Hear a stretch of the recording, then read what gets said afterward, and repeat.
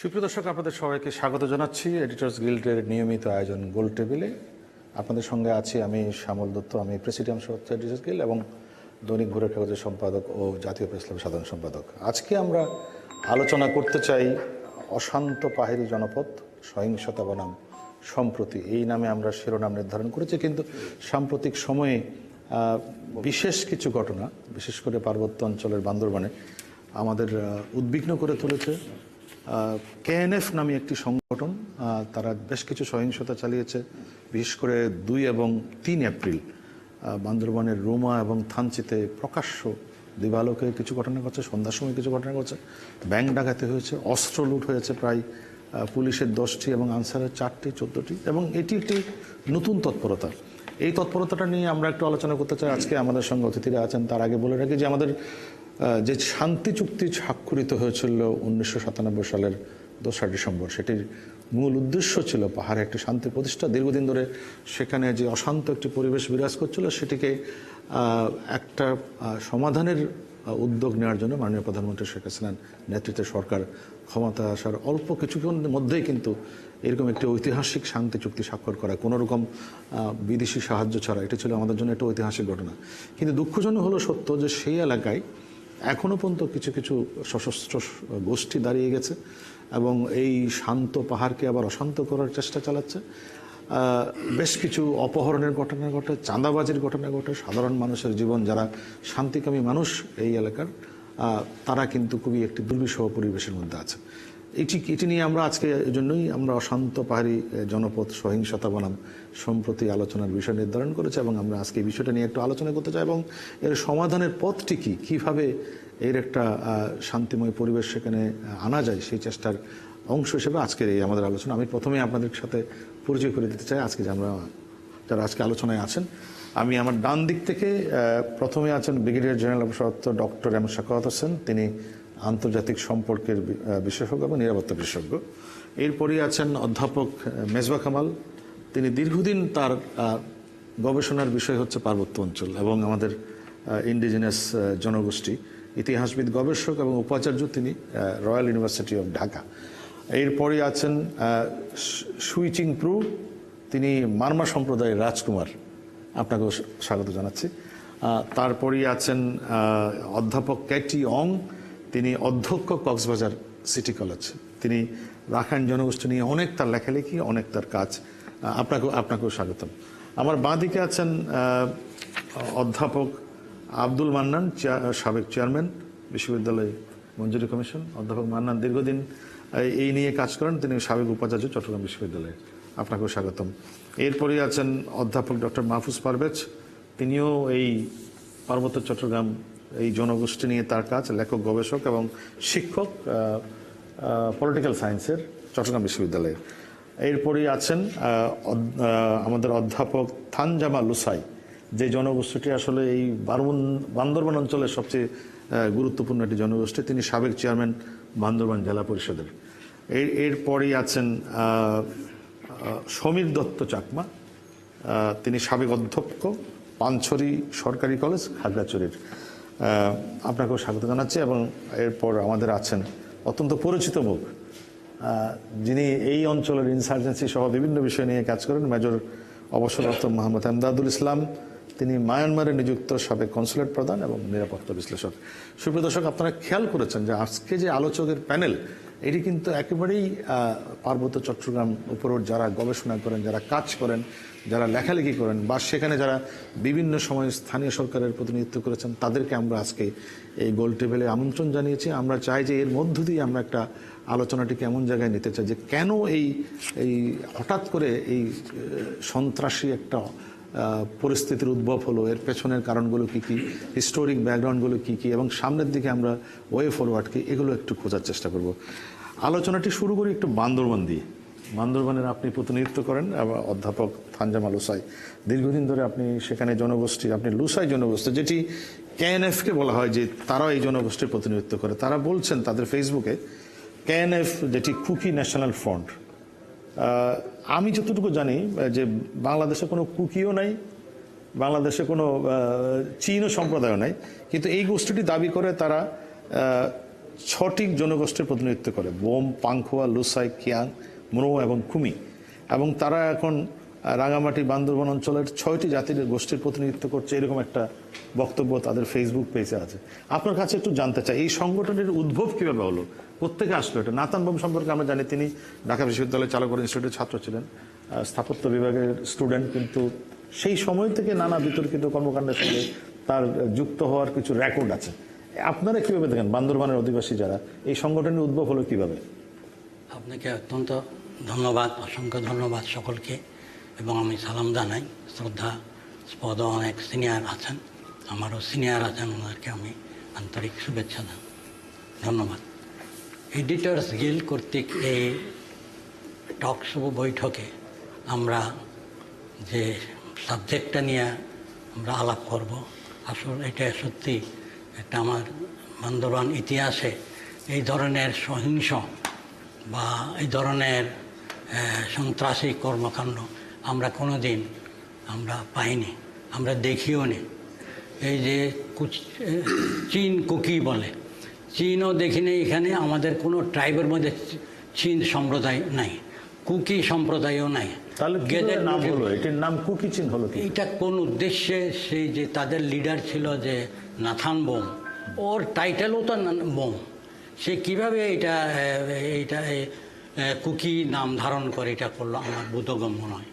কারণ আমি শিক্ষকতা করতাম এবং এই নিয়ে কোনো দিন আমরা ইন্টারেস্ট দেখাই নাই। এত এত এত এত এত এত ছোট এটা সে জুনিয়র ছিল, আমরা কোনোদিন তাকে দেখিও নি। সে এই অন্তরালে থেকে এগুলি করবে আমরা বিশ্বাসও করতাম না। এই যে এত বড় একটা ক্ষতিকারক তার জাতির জন্য, বোম সম্প্রদায়ের জন্য তথা পাহাড়ি জনপদে বান্দরবান এলাকার জন্য অত্যন্ত ক্ষতি কাজ করেছে। এবং সে আরও কিছু বিপদগামী ছেলে বা লোক নিয়ে সে উচ্চাবিলাসী করে যে সকল কথা বলতেছে ওয়েবসাইটে। মানে আপনি কি মনে করেন কিনা তার কোনো অন্য উদ্দেশ্য আছে? যে এই যে ধরেন 10-12 হাজার বোম জনগোষ্ঠীর মধ্যে 100-200 ছেলেপেলে নিয়ে একটা সন্ত্রাসী গোষ্ঠী তৈরি করে এই ধরনের পরিস্থিতির পেছনে অন্য কোনো উদ্দেশ্য কি আছে? আপনাদের স্থানীয়দের কি মনে হয়? স্থানীয়রা তো এই নিয়ে মাথা ঘামায় না কোনোদিন, আর তার উদ্দেশ্যে কি থাকতে পারে সেই ভালো জানবে। কারণ এখানে শান্তি আমরা শান্তিতে বিরাজ করছিলাম। হঠাৎ কেন করলো, কিভাবে করলো, কার উদ্দেশ্যে করলো, তার উদ্দেশ্যটাকে কোনো দিন কেউ বোমারাও জানে না। তার আশেপাশে বোম কমিউনিটি আমাদের ঘরের আশেপাশে আছে, তাদেরকে অনেক জিজ্ঞেস করেছি। কালকে একটা ডেভেলপমেন্ট আছে, আমরা দেখলাম যে বোম সম্প্রদায়ের লোকজন প্রেস কনফারেন্স করে বলেছে যে তারা এই সমস্ত সন্ত্রাসী কর্মকাণ্ডের সঙ্গে নিয়ে তারা অস্ত্র ফেরত দেওয়ার জন্য আহ্বান জানিয়েছে। এবং এই ঘটনার 2 এবং 3 এপ্রিলের ঘটনার পরিপ্রেক্ষিতে যে পরিস্থিতি রয়েছে, তারা এটাকে কোনোভাবেই মেনে নিতে চাচ্ছে না। আপনি দেখেন যে তার নিজের কমিউনিটি তাকে ওন করছে না। এটা সত্যি কথা বলেছেন, ওন করতেছে না তার কমিউনিটি। কারণ বোম সোশ্যাল কাউন্সিল বলে তাদের একটা ইলেকটেড গ্রুপ আছে। বোম সোশ্যালের মধ্যে চার্চের মধ্যে একটা ইলেকশন হয় বা 2 বছরে একবার। বোম সোশ্যাল কাউন্সিলের প্রেসিডেন্ট হলো জারলম বোম। উনি তার ফেসবুকের মাধ্যমে বলেছে যে তোমরা যারা বিপদগামী হয়েছে এখনও সময় আছে, গভর্নমেন্ট অত্যন্ত সহনশীল, এখানে আইন শৃঙ্খলা রক্ষা বাহিনীরা অত্যন্ত ধৈর্যের সাথে আমাদেরকে কিছু করতেছে না। এর পরবর্তীতে তোমরা যদি তোমাদের অস্ত্র যেগুলো লুণ্ঠন করেছ, টাকা পয়সা যেগুলো নিয়েছ, তোমরা যারা বিপদগামী হয়েছে তারা যদি ফেরত না আসো তাহলে তোমাদের বিরুদ্ধে সাংঘাতিকভাবে ব্যবস্থা গ্রহণ। তার মানে তাদের কমিউনিটির মধ্যেই একটা এই নিয়ে মতবিরোধ বা এই ডিজোন করার একটা ইয়ে আছে। আর এটাকে বলা হয়, তারা বলেছে এখানে একটা অলরেডি বর্তমান জেলা পরিষদের চেয়ারম্যান জনাব কেশলাকে নিয়ে একটা শান্তি আলোচনা শুরু করেছে। 2-1বারও বৈঠক হয়েছে, তাদের বেশ অগ্রসর হয়েছিল। কিন্তু আমি মনে করি আমার তরফ থেকে যেটা আমার মত হলো, এই কমিটি আরেকটু শক্তিশালী করা দরকার। আচ্ছা, আমি আসবো আপনার এই পয়েন্টে আসবো। অধ্যাপক মাহফুজ পারভেজ, আপনার কাছে একটু আসতে চাই। আপনি পার্বত্য চট্টগ্রাম আপনার লেখালেখি এবং গবেষণার বিষয়, আপনার কি মনে হয় যখন যেটি একটু শেষ করলেন, যেখানে আমাদের অধ্যাপক থানজামা লুসাই, তিনি লুসাই জনগোষ্ঠীর গুরুত্বপূর্ণ একজন ব্যক্তিত্ব, যে যখন একটি আলোচনা চলছে, 2 দফা আলোচনা হয়েছে, তার মাঝখানে তারা একটা শক্তির জানান দিল, প্রকাশ্য দিবালোকে ব্যাংক লুট, পরপর 2 দিন। এটার মধ্যে কি থাকতে পারে? মানে কি দৃষ্টিভঙ্গি নিয়ে তারা কাজ করেছে বলে আপনার মনে হয়? তাদের অ্যাটিটিউডের মধ্যে যে একটা হঠকারী ব্যাপার আছে এটা তো স্পষ্ট হলো, এবং তাদের যদি সত্যিকার অর্থে রাজনৈতিক এজেন্ডা নিয়ে আগাতো তাহলে প্যারালালি তারা, আমরা আগে দেখেছি যে জনসংহতি সমিতি একদিকে আলোচনা করেছে, একদিকে তারা শক্তি বা অস্ত্রের পথে গেছে। তাদের পক্ষে এটাই ভালো হতো যে আলোচনাটা চালিয়ে যাওয়া এবং যদি তারা চাপ দিতে চায় সেটাও রাখা। কিন্তু মাঝখানে এই ঘটনাটা, এবং এই ঘটনাটার সময় চিন্তার কারণ হলো তখন পাশে মায়ানমারে নানা রকম বিদ্রোহ ছড়িয়ে পড়েছিল, সীমান্তের ওপারে মণিপুরেও নানা রকম ক্রাইসিস হচ্ছিল। ঠিক এই ধরনের একটি অবস্থায় আপনি জানেন যে বাংলাদেশের মতো উন্নয়নশীল দেশগুলো বিভিন্ন ধরনের সমস্যা কিন্তু তাদের উপর চাপিয়ে দেওয়া হয় বাইরে থেকে। কিন্তু তারা কিন্তু তাদের ফেসবুক একটা স্টেটমেন্ট দিয়েছে পরের ঘটনায়, যে তারা মনে করে না যে যে আলোচনাটি চলছিল সেটি তাদের কাঙ্ক্ষিত ইয়েগুলো হয়নি। এক ধরনের ফ্রাস্ট্রেশন আছে। আপনি আলোচনার জেনেসিসটা যদি দেখেন, এখানে অংশগ্রহণকারী ওদের পক্ষ থেকে যারা ছিল তাদের মধ্যে 7 জন কিন্তু শান্তির পক্ষে ছিল, 3 জন সেই শান্তির পক্ষে ছিল না। আমরা যতদূর জেনেছি আমাদের লোকাল স্টেক হোল্ডার যারা আছে বা যেসব ইনফরমেন্ট আছে তাদের কাছ থেকে, ওদের প্রতিনিধিদের মধ্যে একটা বিভাজন আছে এবং অধিকাংশই কিন্তু চাচ্ছিল যে আলোচনাটা চলুক। এই অবস্থায় হঠাৎ করে এই ঘটনাটা ঘটানো, শক্তির মহড়া দেওয়া, এবং এটা অকল্পনীয়। আমরা কেউ এরকম ভাবছিলাম না। আপনি 24 বছরের শান্তি চুক্তির যে অর্জন, আমরা এই ফ্রেমের মধ্যে আছে, কারো কোনো কথা বললে রাষ্ট্র সেখানে পরিসর দিচ্ছে, আলোচনার দরজা খোলা আছে।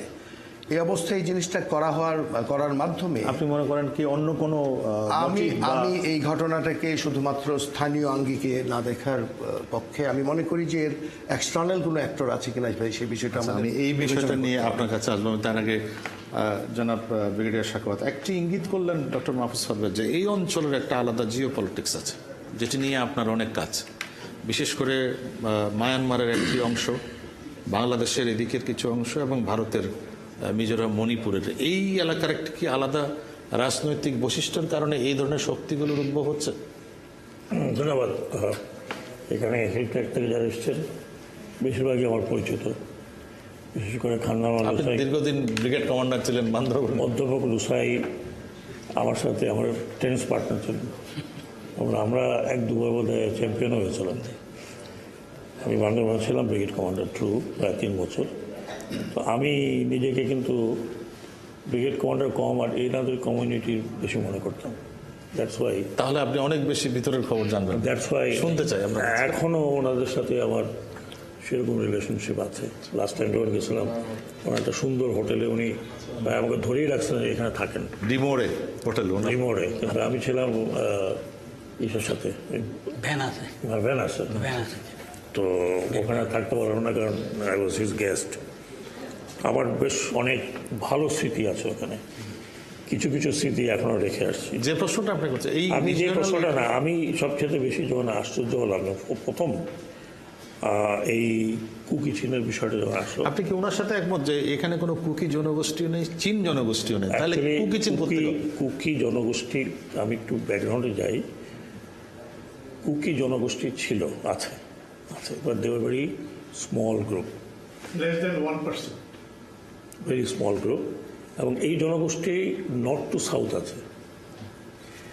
এদের অনেকে কনভার্ট হয়ে গেছে, কনভার্সন চলে গেছে, they become Christians and they more or less known as Bom. Bumrah কিন্তু অরিজিনাল কোনো ইয়ে নয়, দেয়ার বিভিন্ন কনভার্টেড হয়ে বিভিন্ন কনভার্সন হয়ে একটা বম, এবং দেয়ার মেইন কনসেন্ট্রেশন ছিল রুমাতে। সবচেয়ে পিসফুল জায়গা ছিল রুমা। আমার one of the most favourite জায়গা ছিল রুমা। না, এমনকি পার্বত্য চট্টগ্রামের অন্য 2টো জেলা বাদ দিলে বান্দরবান হচ্ছে সবচেয়ে পিসফুল এলাকা। আমি তো I had the most peaceful time in that. কিন্তু আনফরচুনেটলি এখন সবচেয়ে ভলাটাইল অংশ। আমি আসছি সেই জায়গায়। বম যাদেরকে বলা হয়, they are mostly converted in long time back and পরবর্তী পর্যায়ে। কুকি কিছু কিছু ছিল, খুব কম, 2-4টা ঘর ছিল ওইদিকে। এখন কুকি নামটা কেন ধারণ করলো? It has got international implication. ওই জন্যই এটা এখন যেহেতু মণিপুরে একটা বড় ইন্টারন্যাশনাল ইমপ্লিকেশন, এবং ইন্টারন্যাশনাল ইমপ্লিকেশনটা অত ছোট বা অত অগভীর নয়। You have to look at এটা ডেপথে আপনাকে দেখতে হবে।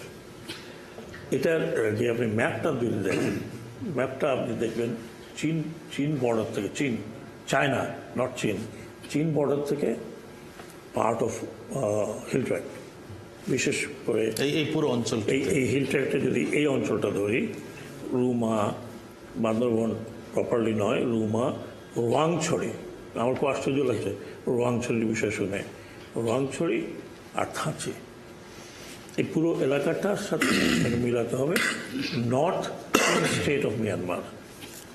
নর্থ আপনাকে একটু অ্যানালাইজ করে দিচ্ছি। তারপরে আপনি দেখেন যে মণিপুরের কুকিদের একটা বড় সমস্যা, এত বড় সমস্যা তৈরি হয়েছে সেখানে 40,000 ট্রুপস ডিপ্লয়েড, মেইতিদের সঙ্গে যে সমস্যাটা চলছে 40,000 ট্রুপস ডিপ্লয়েড, তাও কিছু করতে পারেনি। গত কয়েকদিন আগে 7 জন মারা গেছে।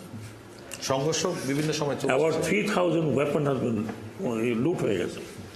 এই পুরো অঞ্চলটাকে নিয়ে আপনাকে আলোচনা করতে হবে যে আমাদের এখানে কুকিরা হঠাৎ করে কেন আসলো। তাদের শুরু হয়েছিল যে আমাদেরকে সাপ্রেস করছে বিগার জনগোষ্ঠী, দ্যাট মিনস চাকমার অ্যান্ড মারমার, দে আর স্মল।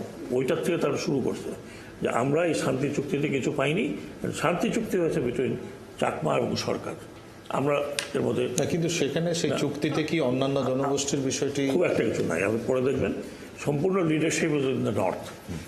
তো এটার থেকে শুরু হয়েছে। কারণ আমি এই জন্য বলছি, কারণ আমি এনাদের সাথে বহু বছর ছিলাম, 3 বছর ওদের বাড়ি ঘরে ছিলাম বলতে গেলে। তো ওই জায়গার থেকে শুরু হয়েছে, ইট লিঙ্কড আপ এখন আন্তর্জাতিকভাবে। প্রায় 300 বম বোধহয় বিভিন্ন জায়গার থেকে মিজোরামে আছে এখন, 300 ফ্যামিলি তারা ওখানে চলে গেছে, ডাইভার্ট করেছে, তাদেরকে নিয়ে গেছে, ভয়ে গেছে, জাতি গেছে, তারা ওখানে আছে। এখন আপনি এই লিঙ্ক আপটা যদি করেন, আপনি দেখবেন যে ডিস্টারবেন্স এখন চীন স্টেট বলতে গেলে এখন মিয়ানমারের নিয়ন্ত্রণে নাই।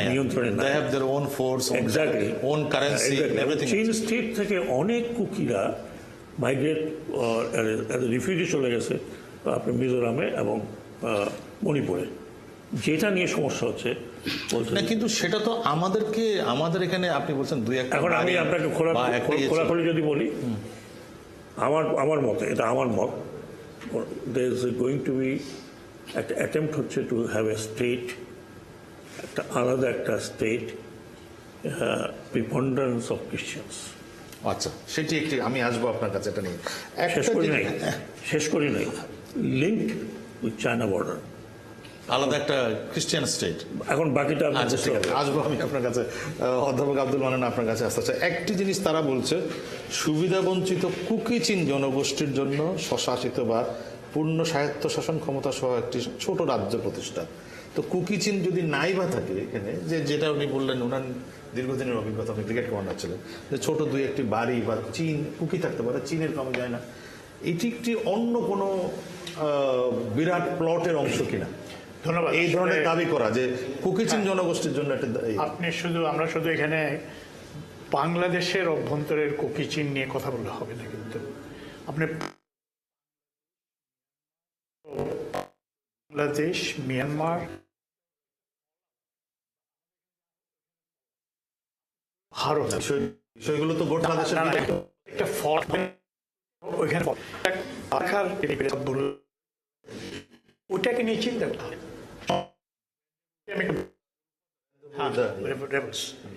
ওইখানে পড়লে দেখবেন যে ওই অঞ্চলে তাদের মধ্যে যে একটা ফ্রেটার্নিটি, বাংলাদেশের হোক, মিয়ানমারের হোক, ভারতের হোক, তাদের মধ্যে অদ্ভুত তাদের একে অপরের সহযোগিতা।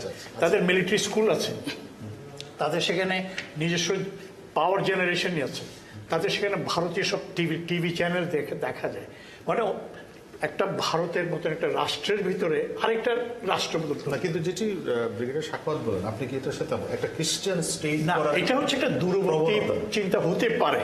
এখন দেখেন কুকি চীন নিয়ে যেমন আমরা কথা বলা শুরু করেছি, এখন কথা বলছি 2023 সনে কুকি চীন প্রথম দৃশ্যে আসলো যখন বাংলাদেশের একটি জঙ্গিবাদী সশস্ত্র গোষ্ঠী হিন্দাল সাইকিয়ার আমি আসবো ওই জায়গায়, হিন্দাল সাইকিয়াকে সাথে তার একটা আন্ডারস্ট্যান্ডিং হলো, তোমাদেরকে আমরা ট্রেনিং দেব, অস্ত্র দিব, তোমরা আমাদেরকে টাকা দিবে। যারা হিন্দাল সাইকিয়া কিন্তু এটা আমাদের এই কুমিল্লা এই অঞ্চলের কিন্তু বা বাংলাদেশ সমতল ভূমির অঞ্চলের একটা জঙ্গিবাদী সংগঠন। দে স্টার্টেড, তারা তাদের যাত্রাটা জানান দিল একটা মার্সেনারি গ্রুপ হিসেবে। আমরা অস্ত্র সরবরাহ এবং প্রশিক্ষণের বিনিময়ে আমরা টাকা অর্থ সংগ্রহ করব। তখন আমরা প্রথম জানলাম যেরকম একটা কুকি যেটা বীর সাকত বললেন, ওখানে 11টা জনগোষ্ঠী আছে, 13টা, তার মধ্যে 1%-এর কম হচ্ছে এই কুকিরা, আমাদের দেশের কুকিরা। আপনি যদি ভারত মিয়ানমার ধরে নেন তাহলে তাদের সংখ্যা একটু বাড়বে। এখন যেটা বেগেরা সাকত বলছে সেটা তাদের একটা দূরবর্তী পরিকল্পনা হতেও পারে। আমি কিন্তু একটা জিনিস বলে রাখি, শান্তি চুক্তি যখন হওয়ার আগে আমার সৌভাগ্য হয়েছিল একটা পাবলিক ডিপ্লোমেসি সরকারের অংশ হিসাবে আমি পার্বত্য চট্টগ্রামের গভীর অরণ্যে যাওয়া, যেখানে মানুষ চিন্তাও করতে পারেন, এখানে মানুষ থাকে, বসতি আছে, সেখানে তারা চাষাবাদ করে, কোথাও সমতল ভূমির মতো চাষাবাদ না। সেনাবাহিনী হেলিকপ্টারে আমাকে যেতে হয়েছে, তাদের অনেকের সাথে আমি কথা বলেছি। তারা একটা জিনিস বলেছে যে আমরা অশান্তি চাই না, সাধারণ মানুষ। তখন এটা শান্তি বাহিনী এই সমস্যাটা হচ্ছে, জনগোষ্ঠী হচ্ছে তারা এই সমস্ত এখন কালকে সমর্থন করে না, কারণ সাধারণ মানুষ তো সবসময় একটা শান্তিতে থাকে। এখন আমরা তো সেই পুরনো অবস্থায়, মানে কেন এটা হলো সেই যুগে যদি ফিরে যাই তাহলে তো আমরা সেই কাপ্তাই ড্যাম, ওই ডিসপ্লেস পিপল তখন থেকে শুরু হয়েছে, সেটা শুরু হয়েছে, সেটা তো আমরা ওই পিছনে ফিরে যেতে পারবো না। সামনের দিকে কিভাবে যেতে পারি সেই চিন্তাটা তো করেছিলেন বর্তমান প্রধানমন্ত্রী, মাননীয় প্রধানমন্ত্রী শেখ হাসিনা 96-এ ক্ষমতা আসার পরে শান্তি কিভাবে সেখানে প্রতিষ্ঠা হতে পারে সেটা তিনি অত্যন্ত সাকসেসফুলি করেছেন। না, কিন্তু ওনার যে জেস্টারটা যে এই অঞ্চলে একটা শান্তি প্রতিষ্ঠা করা দরকার, ক্ষমতায় আসার একেবারে অল্প সময়ের মধ্যে এরকম একটা চুক্তি স্বাক্ষর, কিন্তু সেটার কি রেসিপ্রোকাল হয়েছে? না, রেসপন্স হয়েছে? একটা সমস্যা যেটা ব্রিটিশ আমল না হলো 47-এর পর থেকে শুরু হয়েছে, সেটা যে রাতারাতি শেষ হয়ে যাবে তা না, কিন্তু হয়তো যতটুকু আমরা বলতে পারি যতটুকু হওয়া উচিত ছিল নানা কারণ সেটা হয় না। এটা ছিল যেটা বলেছেন চাকমাদের সাথে, মূলত সন্তুল আহমের সাথে। সেটা কি অন্য গোষ্ঠীগুলো কি কোনো ডিপ্রাইভ ফিল করে? ডিপ্রাইভ এখন ফিল করতে পারে, তখন কিন্তু করে না। কিন্তু তখন এটাও বলে রাখি, অস্ত্র সমর্পণের অনুষ্ঠানে আমি উপস্থিত ছিলাম স্টেডিয়ামে, খাগড়াছড়ি স্টেডিয়ামে যখন অস্ত্র সমর্পণ অনুষ্ঠানটি হয়, মাননীয় প্রধানমন্ত্রী যখন সন্তুল আহমের কাছ থেকে অস্ত্র সমর্পণে সে অনুষ্ঠানে অস্ত্র একটা টোকেন অস্ত্র জমা নেন, তখন গ্যালারিতে কিছু তরুণ সম্প্রদায়ের চাকমা একটা ব্যানার খুলে বললো যে আমরা এই শান্তি চুক্তি মানি না। সেটা নিয়ে আমি বলবো, বিশেষ করে আমি আসবো আপনার কাছে, অনেকগুলো গ্রুপ হয়ে গেছে, জনতা সমিতির একটা সংস্কার দাঁড়িয়ে গেছে, ইউপিডিএফ দাঁড়িয়ে গেছে, এরা হচ্ছে চাঁদাবাজি। একটা তথ্য দিয়ে রাখি, বান্দরবনে যখন আমি ছিলাম তখন কিন্তু ইনসার্জেন্সি চলছিল। বান্দরবনে একটা খুবই মায়োপিক একটা সেকশন ছিল ওই ইনসার্জেন্টের সাথে, ওটা ছিল মুরংদের একটা ছোট্ট অংশ, ওটা ওখানে আমার ভালো করে জানো। আর কোনো বান্দরবনের 13টা ট্রাইব, 11টা না 13টির মধ্যে আর কাউকে পাওয়া যায়নি ওখানে। ওই মুরংরা আবার সারেন্ডার করে। আমি আসবো আপনার কাছে, আমি একটু আপনার কাছে যে প্রশ্নটি না, যেটা আমি আপনাকে করতে যাচ্ছি সেটা হচ্ছে দেয়ারফর শান্তি বাহিনীতে ওই 13টি অন্য ট্রাইবের কাজ ছিল না, কোনো প্রতিনিধিত্ব ছিল না, সমস্যা সৃষ্টি করে না, কিন্তু এটি একটি বিবেচনায় আনতে হবে। আমি মেজর আমদাদ আপনার কাছে, যেহেতু আপনি সিকিউরিটি ব্যাপার নিয়ে আলোচনা করেন এবং লেখালেখি আছে, গবেষণা আছে, আমরা একটা জিনিস যেটি জনাব আব্দুল মান্নান রেস করলেন, একটি এই ধরনের সংগঠন যারা আদর্শবাদীদের কথা প্রচার করে, তারা আবার একটি জঙ্গি সংগঠন হিন্দাল সার্কিয়ার সাথে কিভাবে যুক্ত হয়? এটা কি শুধুই নিছক টাকা পয়সার বিষয়? বাট আমি একটু গবেষণা করে দেখেছি, যখন নাথান বোম ঢাকা বিশ্ববিদ্যালয়ের ছাত্র ছিল তখনই উনি ইসলামী বিভিন্ন জঙ্গি গোষ্ঠীর সঙ্গে তার কানেকশন ছিল। তাকে কয়েকবার বিশ্ববিদ্যালয় কর্তৃপক্ষ সতর্ক করেছিল, কারণ সে বিভিন্ন লিফলেট বিতরণ করতেন চারুকলা ইনস্টিটিউটে এই জঙ্গিদের পক্ষে। এটার কি কোনো ব্যাকগ্রাউন্ড কানেকশন আছে কিনা এটার পিছনে, নাকি এটা নিছকই টাকা পয়সা, না অন্য কিছু আছে এখানে? ধন্যবাদ। আসলে এই যে কুকিচিন ন্যাশনাল ফ্রন্ট বা কুকিচিন ন্যাশনাল আর্মি যেগুলি আমরা এখন আলোচনা করছি, প্রথমত আমি মনে করি যে এটা দে আর ওভার ফোকাসড। প্রথমত ওভার ফোকাসড, কারণ আমাদের মিডিয়া আমরা বেশি অ্যাটেনশন দিচ্ছি, অতিরিক্ত এমন ফোকাস করা হচ্ছে এটাকে। তাদের যদি ওই অঞ্চলের আমাদের অর্থাৎ বাংলাদেশ সরকারের যে কর্তৃত্ব সেটাকে আন্ডারমাইন্ড করতে যাচ্ছে এখন অনেকটা। তারা প্রকাশ্য আমি প্রকাশ্যে ব্যাংক লুটের ঘটনা ঘটিয়ে ফেলেছে। প্রকাশ্যে তার অর্থ হলে কিছু ডাকাত এসে যদি একটা ব্যাংকে ডাকাতি তো হচ্ছেই, কত ডাকাতি হচ্ছে এই দেশে, সেই একটা ডাকাতির ঘটনা ধরেন আধা ঘন্টার মতো ডাকাতি করে সে তার পালিয়ে চলে গেছে, তারপর দিন আবার ডাকাতি করার একটা প্রচেষ্টা ছিল, এটা কিন্তু আমরা অতিরিক্ত ফোকাস দিচ্ছি। আর 2 নম্বর হচ্ছে আপনি যেই কথাটা আমি বলি সেটা হচ্ছে ওই অঞ্চলের মানুষগুলো, যেটা ব্রিগেডিয়ার শেখাওয়াত বললেন, প্রথমত দে ফিল একটা তাদের মধ্যে নেগলেক্টেড, এই ফিলিংটা ছিল। আপনি সেটার কারণ হচ্ছে আমাদের মূল যে রাজনৈতিক দলগুলো, আমরা কিন্তু সেই সব জায়গায় ফোকাস করছি না। তারা এত বেশি নৈর্ভক্তি, ওখানে তাদের ইনার্শিয়া এত বেশি যে আপনি কি কখনো দেখেছেন যে কোনো এই যে বম বলেন বা কুকি বলেন, কোনো পাঙ্ক বলেন, তাদের কোনো অনুষ্ঠানে মূলধারা রাজনীতির কোনো একজন লোক ওখানে হাজির কখনো থেকেছে বা তাদের সাথে দুঃখে সুখে? এই যে তাদের আমি একটু প্রশ্নটি তুললেনই, আমি যদি একটা প্রশ্ন করি যে একটা চুক্তি স্বাক্ষরিত হয়েছে পার্বত্য চট্টগ্রাম জনসংহতি সংস্থা, তাদেরও তো দায়িত্ব আছে, তাদের অন্যান্য যে কমিউনিটি গুলো আছে তাদের সঙ্গে এখন আজকে কি সেই ইনিশিয়েটিভটা আমরা দেখেছি? আমি সেখানেই বলছি, সেখানে যখন দেখা গেল এই কুকিরা বম পার্টি বলে একটা প্রথম ইনিশিয়ালি কিন্তু এটা বম পার্টি নাম ছিল, আপনি যদি একটু বলি, এই বমরা কিন্তু হঠাৎ করে পিসিসিএস এর মুখোমুখি হলো। পিসিসিএস মুখোমুখি অনেকগুলো প্রায় 20টার মতো সংঘর্ষ তাদের হয়েছে, এগুলো কিন্তু আমাদের আলোচনায় আনতে হবে। শেষ করি, ইভেন কি সেখানে বমদের সাথে যখন পিসিসিএস এর সংঘাত সৃষ্টি হলো, এক পর্যায়ে এই কুকিচিন যখন দেখা গেল লিঙ্ক আপ হয়ে যাচ্ছে অন্যদিকে, এই যে মিলিটেন্টদের কথা বললেন, লিঙ্ক আপ হচ্ছে চীন স্টেটের সাথে, লিঙ্ক আপ হচ্ছে মিজোরামের মিজো ন্যাশনাল ফ্রন্টের সাথে লিঙ্ক আপ হয়েছে, আমরা কিন্তু আলোচনা আনতে হবে। এই লিঙ্ক আপটা গিয়ে যখন মেইতিদের এগেনস্টে কুকিরা যারা কাজ করছে তাদের সাথে একটা লিঙ্ক আপ হচ্ছে এবং একটা বড় শক্তি সেখানে অস্ত্রের যোগান যখন দিচ্ছে, আপনি সেই অস্ত্রের যোগানগুলির বড় শক্তি, আমাদের নাইবারিং 2টা কান্ট্রি আছে, 2 নাইবারিং কান্ট্রির মধ্যে যাদের মধ্যে জিও স্ট্র্যাটেজি যেটা রাখাইন স্টেটে এখন যে সংঘাতটা চলছে, সেখানে কিন্তু ভূ রাজনীতি এবং ভূ কৌশল নিয়ে কিন্তু প্রচণ্ড একটা মারামারি, যেখানে আপনি সেটাকে আনতে হবে ইন্দো প্যাসিফিকে, যে কোয়াডকে আপনি এখানে নিয়ে আসতে হবে। আপনি যখন দেখবেন এক মিনিট, সম্পর্কটা আমি একদম পরিষ্কার করে দিচ্ছি। সেখানে যখন তারা চায়না যখন সেটাকে সাউথ চায়নাকে অ্যাভয়েড করে যখন চক্রিয়তে চলে আসলো, আপনি তখন এখানে ভারত চলে গেল Kaladan multi modal multi bypassing Bangladesh, যেখানে আপনার প্লেটোয়াকে মেইন ল্যান্ডিং পয়েন্ট করে আপনার কালাদান হয়ে আপনি যখন সিটুয়েকে বেস করে কলকাতাকে, তখন আদার players they found that yes it is going to be another dimension for the contending group.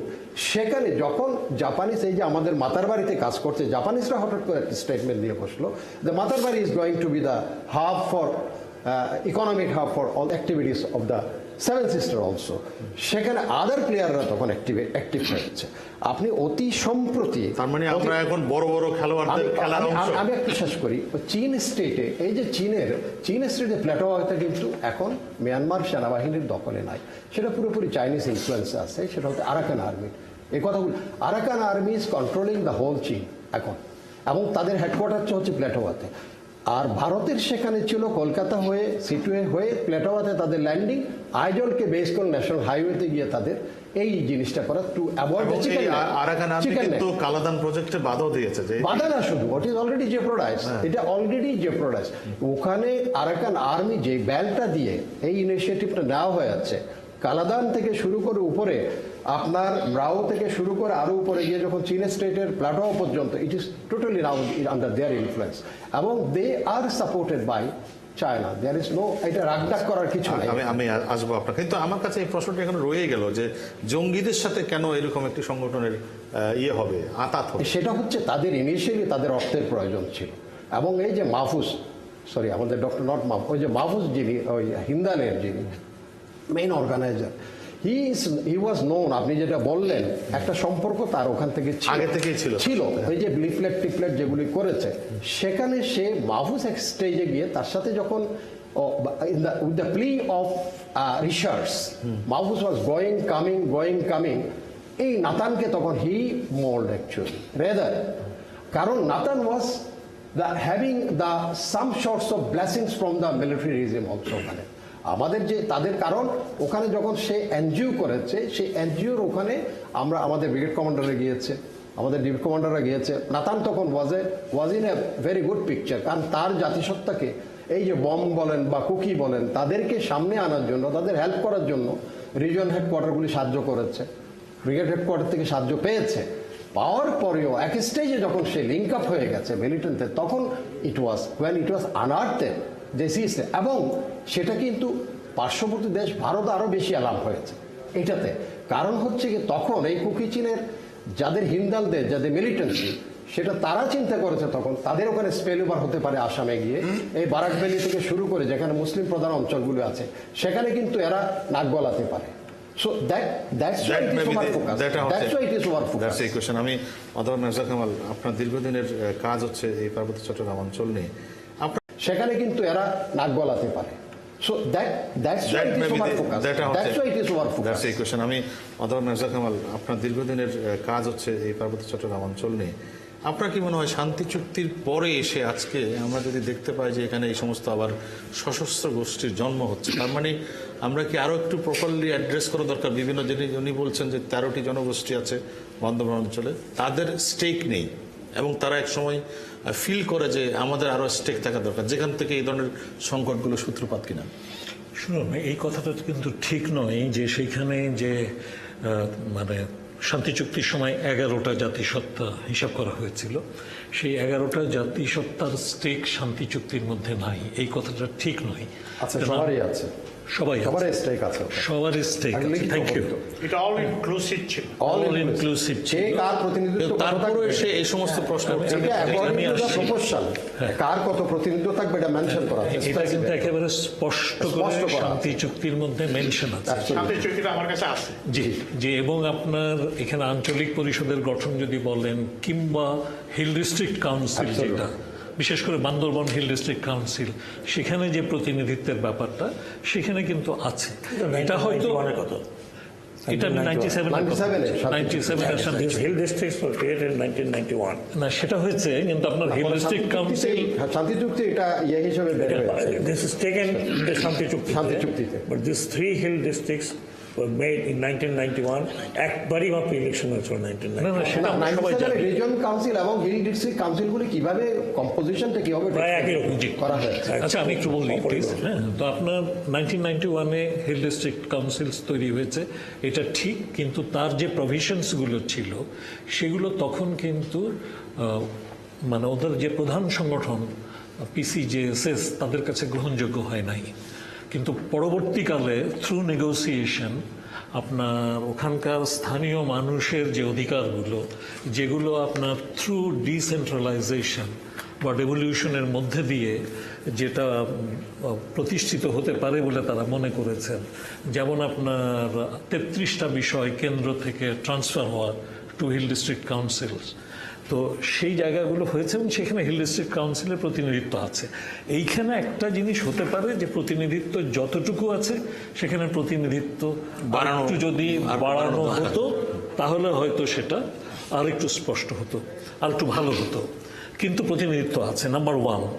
Number 2, আমি যেটা বলবো যে এখানে দেখুন, আসলে আমাদেরকে খেয়াল রাখতে হবে যে এতক্ষণ যে আলোচনা হলো যে আপনার রিজিওনাল ডাইমেনশন, মানে মিয়ানমার, ভারতের মিজোরাম এবং আমাদের বাংলাদেশের মায়ানমার, হ্যাঁ, তো মিয়ানমারের যে চীন স্টেট, নর্দার্ন চীন স্টেট, সাউদার্ন মিয়ানমার এবং আমাদের বান্দরবনের রোয়াংছড়ি, রুমা, থানচি মিলে যে আপনার এক ধরনের মানে একটা অঞ্চলের সৃষ্টি হয়েছে, এইটা আমাদের মাথায় রাখতে হবে, সেটা ঠিক।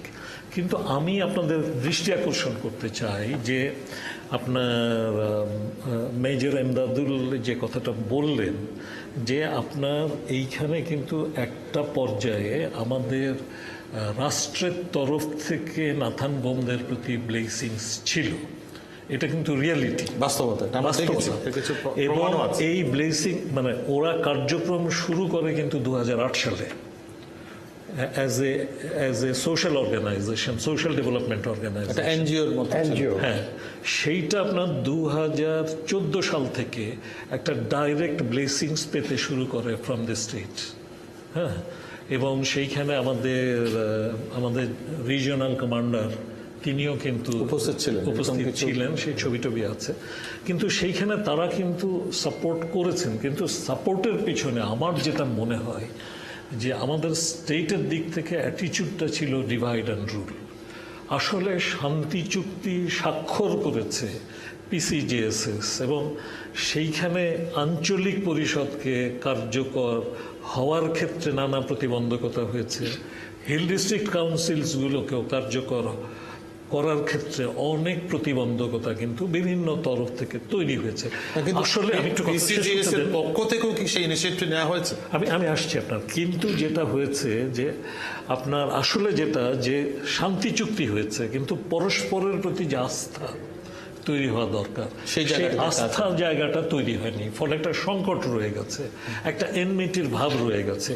ফলে আপনার যেটা হয়েছে যে আমাদের স্টেট ডিভাইড অ্যান্ড রুল কিন্তু সবসময় করেছে। আমি একটা উদাহরণ দিয়ে বলি যে আপনার 1997 শান্তি চুক্তির আগে যে ট্যাকটিক্স ফলো করা হয়েছে, সেম ট্যাকটিক্স চুক্তির পরেও ফলো করা হয়েছে। যেমন ধরেন বান্দরবনে যখন দেখা গেল যে আপনার কিছু সংখ্যক এই যে ইয়ার মধ্যে আপনার ম্রোদের মধ্যে পিসিজেএসএস এর বা শান্তি বাহিনীর যোগাযোগ গড়ে উঠেছে, যোগাযোগ তো সব জাতির সাথেই ছিল, তখন আপনার যেটা করা হলো যে একটা পাল্টা প্রো স্টেট একটা বাহিনী কিন্তু গড়ে তোলা হয়েছিল, সেটার নাম ছিল গরম বাহিনী। হ্যাঁ, এবং এই যে গরম বাহিনী রাষ্ট্র গড়ে তুললো, সেটা কিন্তু হচ্ছে শান্তি বাহিনীকে আপনার মোকাবেলা করার জন্য। না, সেটা তো শান্তি চুক্তির আগের পর্যায়ে আমি বলছি, হ্যাঁ, এবং সেটি সেই একই পলিসি কিন্তু কন্টিনিউড হলো। এবং এই যে আপনার নাথান বোম এবং কেএনএফ, এদেরকে দিয়ে কিন্তু একটা কাউন্টার ফোর্স হিসাবে গড়ার চেষ্টা হলো। এবং এইটা করতে যে আপনার মানে এখন ওরা যখন সেই ব্লেসিংসটা পেল নাথান বোমরা, তারা কিন্তু নিজেদেরকে ওভার পাওয়ার্ড মনে করলো। এবং আমি আপনাদেরকে জানাই, এখানে অনেকেই আছেন তারা নিশ্চয়ই জানেন যে এখান থেকে 42 জন বোমকে আপনার পাঠানো হয় এই নর্দার্ন চীন স্টেটে, এবং তারা সেখানে 1 বছর ব্যাপী মিলিটারি প্রশিক্ষণ নেয়। এবং তার মধ্যে মানে সেই প্রশিক্ষণটা এত রিগোরাস ছিল যে সেই রিগোরাস প্রশিক্ষণের সময় 2 জন মারা যায়। সো 40 জন ফিরে আসে, এবং তারা ফিরে আসার পর এখন এই তথ্য কি আমাদের গোয়েন্দা দপ্তরের কাছে ছিল না? না থাকলে কেন ছিল না?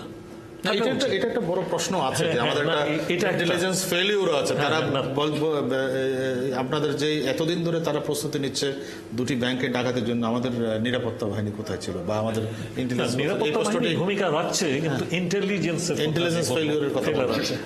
তারপরে আপনার যে কথাটা আমি বলবো যে আপনার তারা ফিরে এলো তো এই 40 জন 1 বছর ব্যাপী মানে দুর্ধর্ষ প্রশিক্ষণ প্রাপ্ত, তারা এসে তো অপারেশনস করতে চায়, অর্থ চায়, অ্যাকশনে যেতে চায়, তাদের হাতে সেই টাকা নাই। এবং এর মধ্যে এই বিষয়টা এক্সপোজ হয়েছে। তাই বলে কি আপনি একটা জঙ্গি সংগঠন হিন্দাল শান্তির সঙ্গে তাদের যে আতাত, এটি তাদের ইডিওলজিক্যাল দিক থেকে না, আমি এটাই বলছি আপনার, আমি আসছি মানে এথিক্যাল কিনা এটা? আমি আপনাকে এটাই বলছি যে এই যে কেএনএফ এর আপনার আদর্শিক জায়গাটা খুবই ভঙ্গুর। এবং আপনার যেমন ধরেন আমি পিসিজেএসএস যদি তুলনা করি, তাদের একটা আদর্শিক জায়গা, এক্স্যাক্টলি, হ্যাঁ, তাদের একটা আদর্শিক জায়গা, একটা আদর্শ নিয়ে সংগ্রাম। হ্যাঁ, তারা আদর্শ নিয়ে আপনার মানে কি বলবো আপনার সেই 70-এর দশক থেকে সংগ্রাম করছে। আমি শেষ করতে বিরতিতে যেতে হবে, এই জন্য আমি একটু ছোট ছোট করে 3 জনের কাছে না ছুটতে পারলে এরপরের বারে শেষ করবো। আমি একটু আমাদের যে এই জায়গায় আমি শেষ কথাটা বলি আপনার, কিন্তু এই যে আপনার নাথান বোমের নেতৃত্বাধীন যে কেএনএফ, এটা একটা আদর্শহীন দল, এবং এরা আপনার অর্থের জন্য যা কিছু করতে পারে তারা অর্থের জন্য গেছে আপনার এদের সাথে, এই যে আলসার কিয়ার সাথে আপনার চুক্তি করেছে, 30 লাখ টাকা পেয়েছে মাত্র মাত্র বাট দে সোল্ড আউট। হ্যাঁ, এবং আপনার তার যেটা মানে হয়েছে এটি যে একটি এরা অত্যন্ত- কিন্তু রাষ্ট্রবিরোধী, হ্যাঁ। এবং এরা আপনার আজকে এই যে নর্দার্ন চীন স্টেট, সাউদার্ন মিজোরাম মিলে আজকে বাংলা এবং বাংলাদেশের বান্দরবনের একটা একাংশ, এদেরকে মিলে তারা একটা স্টেট ফরমেশনের ঘোষণা দিয়েছে, যেটা চরম রাষ্ট্রবিরোধী। এটা নিয়ে আলোচনা করব আমি আরো। এবং আমাদের আঞ্চলিক তিন- সাথে নিরাপত্তার জন্য তিনজন- হুমকি স্বরূপ। আঞ্চলিক আমাদের, নিরাপত্তার জন্য হুমকি, ভয়ঙ্কর হুমকি স্বরূপ। এবং তিন- আপনার এটা সেখানকার মানুষ কিন্তু গ্রহণ করে না, এমনকি সাধারণ বোমরাও এটাকে প্রত্যাখ্যান। আমরা একটু 3 জন প্রতিনিধি এখনো বাকি আছেন, আমার তাদের কাছে একটু শুনতে হবে। 3 জনই আমাদের পার্বত্য অঞ্চলের 3টি জনগোষ্ঠীর প্রতিনিধিত্ব করেন। এর মধ্যে সুচিংপ্রু, তিনি রাজকুমার মারমা সম্প্রদায়ের আছেন। সমীর দত্ত চাকমা, তিনি চাকমা সম্প্রদায়ের, খাগড়াছড়ি পানছড়ি সরকারি কলেজের সাবেক অধ্যক্ষ। এবং এরপরে আছেন অধ্যাপক কেটি ইয়ং, তিনি রাখাইন জনগোষ্ঠীর প্রতিনিধিত্ব, কক্সবাজার সিটি কলেজের অধ্যক্ষ।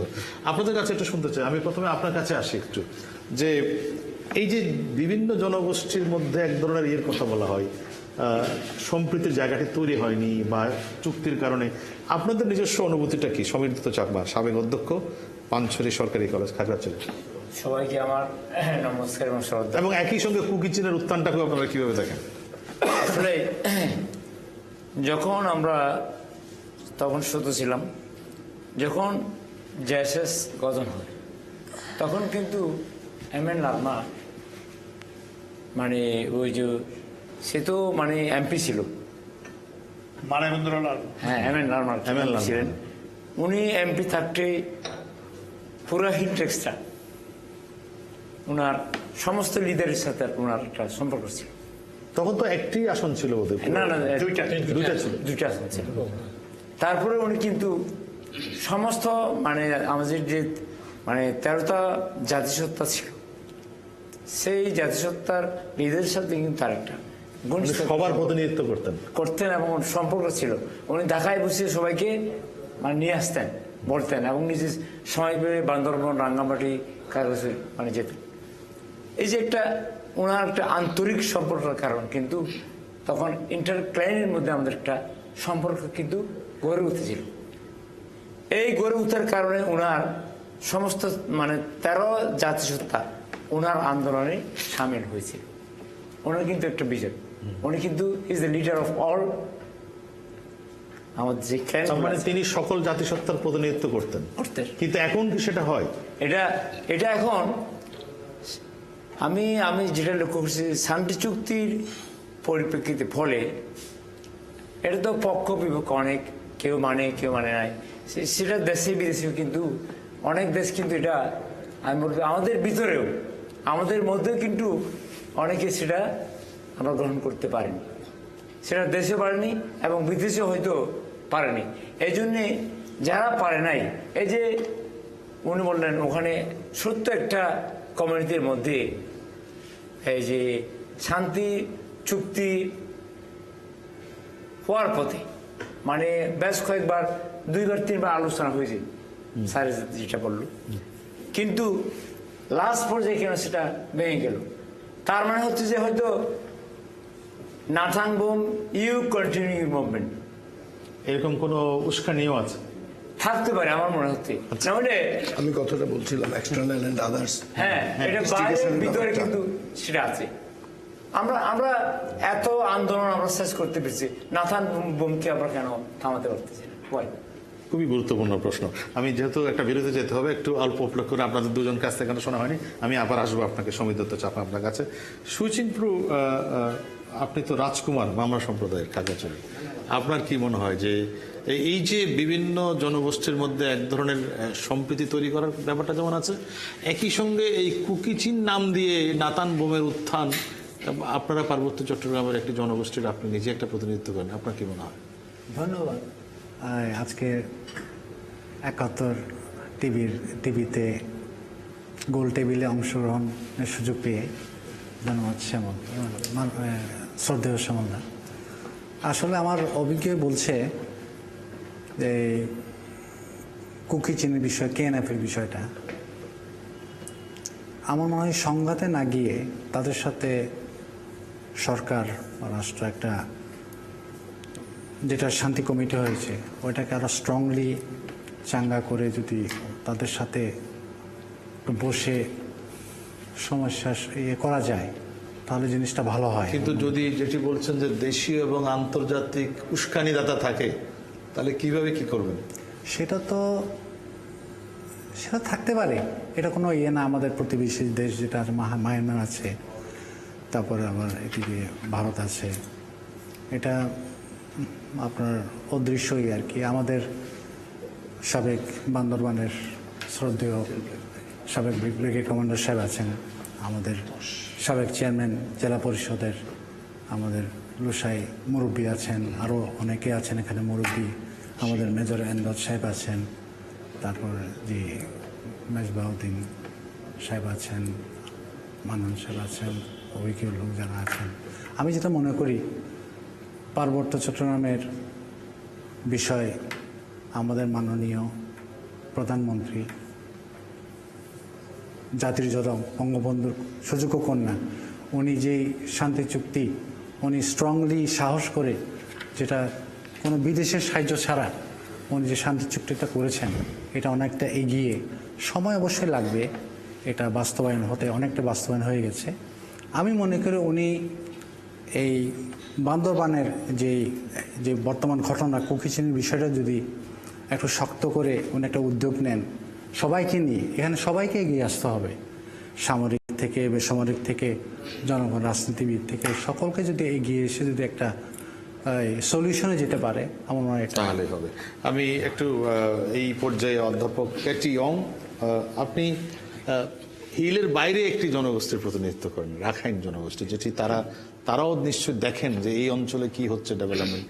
আপনার কি মনে হয় যে এই যে লেফট ফিল করা, যে আমরা আসলে নেই বিবেচনার মধ্যে, তারপরে হচ্ছে এই ধরনের উগ্রবাদিতার চিন্তার তৈরি হওয়া, যেটা আসলে অনেকের মধ্যে এক্সপেকটেশনটা হচ্ছে শান্তি চুক্তির পরে অনেকেই হয়তো নানা রকম অ্যানালাইসিস করেন, কিন্তু আমরা যারা দেখি যে শান্তি চুক্তির আগে কি ছিল পার্বত্য চট্টগ্রাম, শান্তি চুক্তির পরে পার্বত্য চট্টগ্রামের চেহারাটা কি দাঁড়িয়েছে, এটি অনেকে হয়তো বিশ্বাসই করবে না যে 96-এর আগ পর্যন্ত পুরো মানে রাঙামাটি, খাগড়াছড়ি, বান্দরবান বা আরও যে অঞ্চলগুলো আশেপাশে আছে সেটি একটা ব্যাপার ছিল। কিন্তু আপনারা কিভাবে দেখেন রাখাইন জনগোষ্ঠীর পুরো বিষয়টা, জনগোষ্ঠীর ফিলিংসটা কি?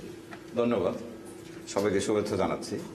আসলে আমরা কক্সবাজারে থাকলেও বিভিন্ন কারণে কিন্তু বান্দরবান আমাদের সাথে লাগানো, কারণ আমাদের রাখাইন জনগোষ্ঠীর বেশ কিছু অংশ ব্যবসা বাণিজ্য থেকে শুরু করে সবকিছু কিন্তু বান্দরবানের সাথে আমাদের খুব ক্লোজলি রিলেটেড।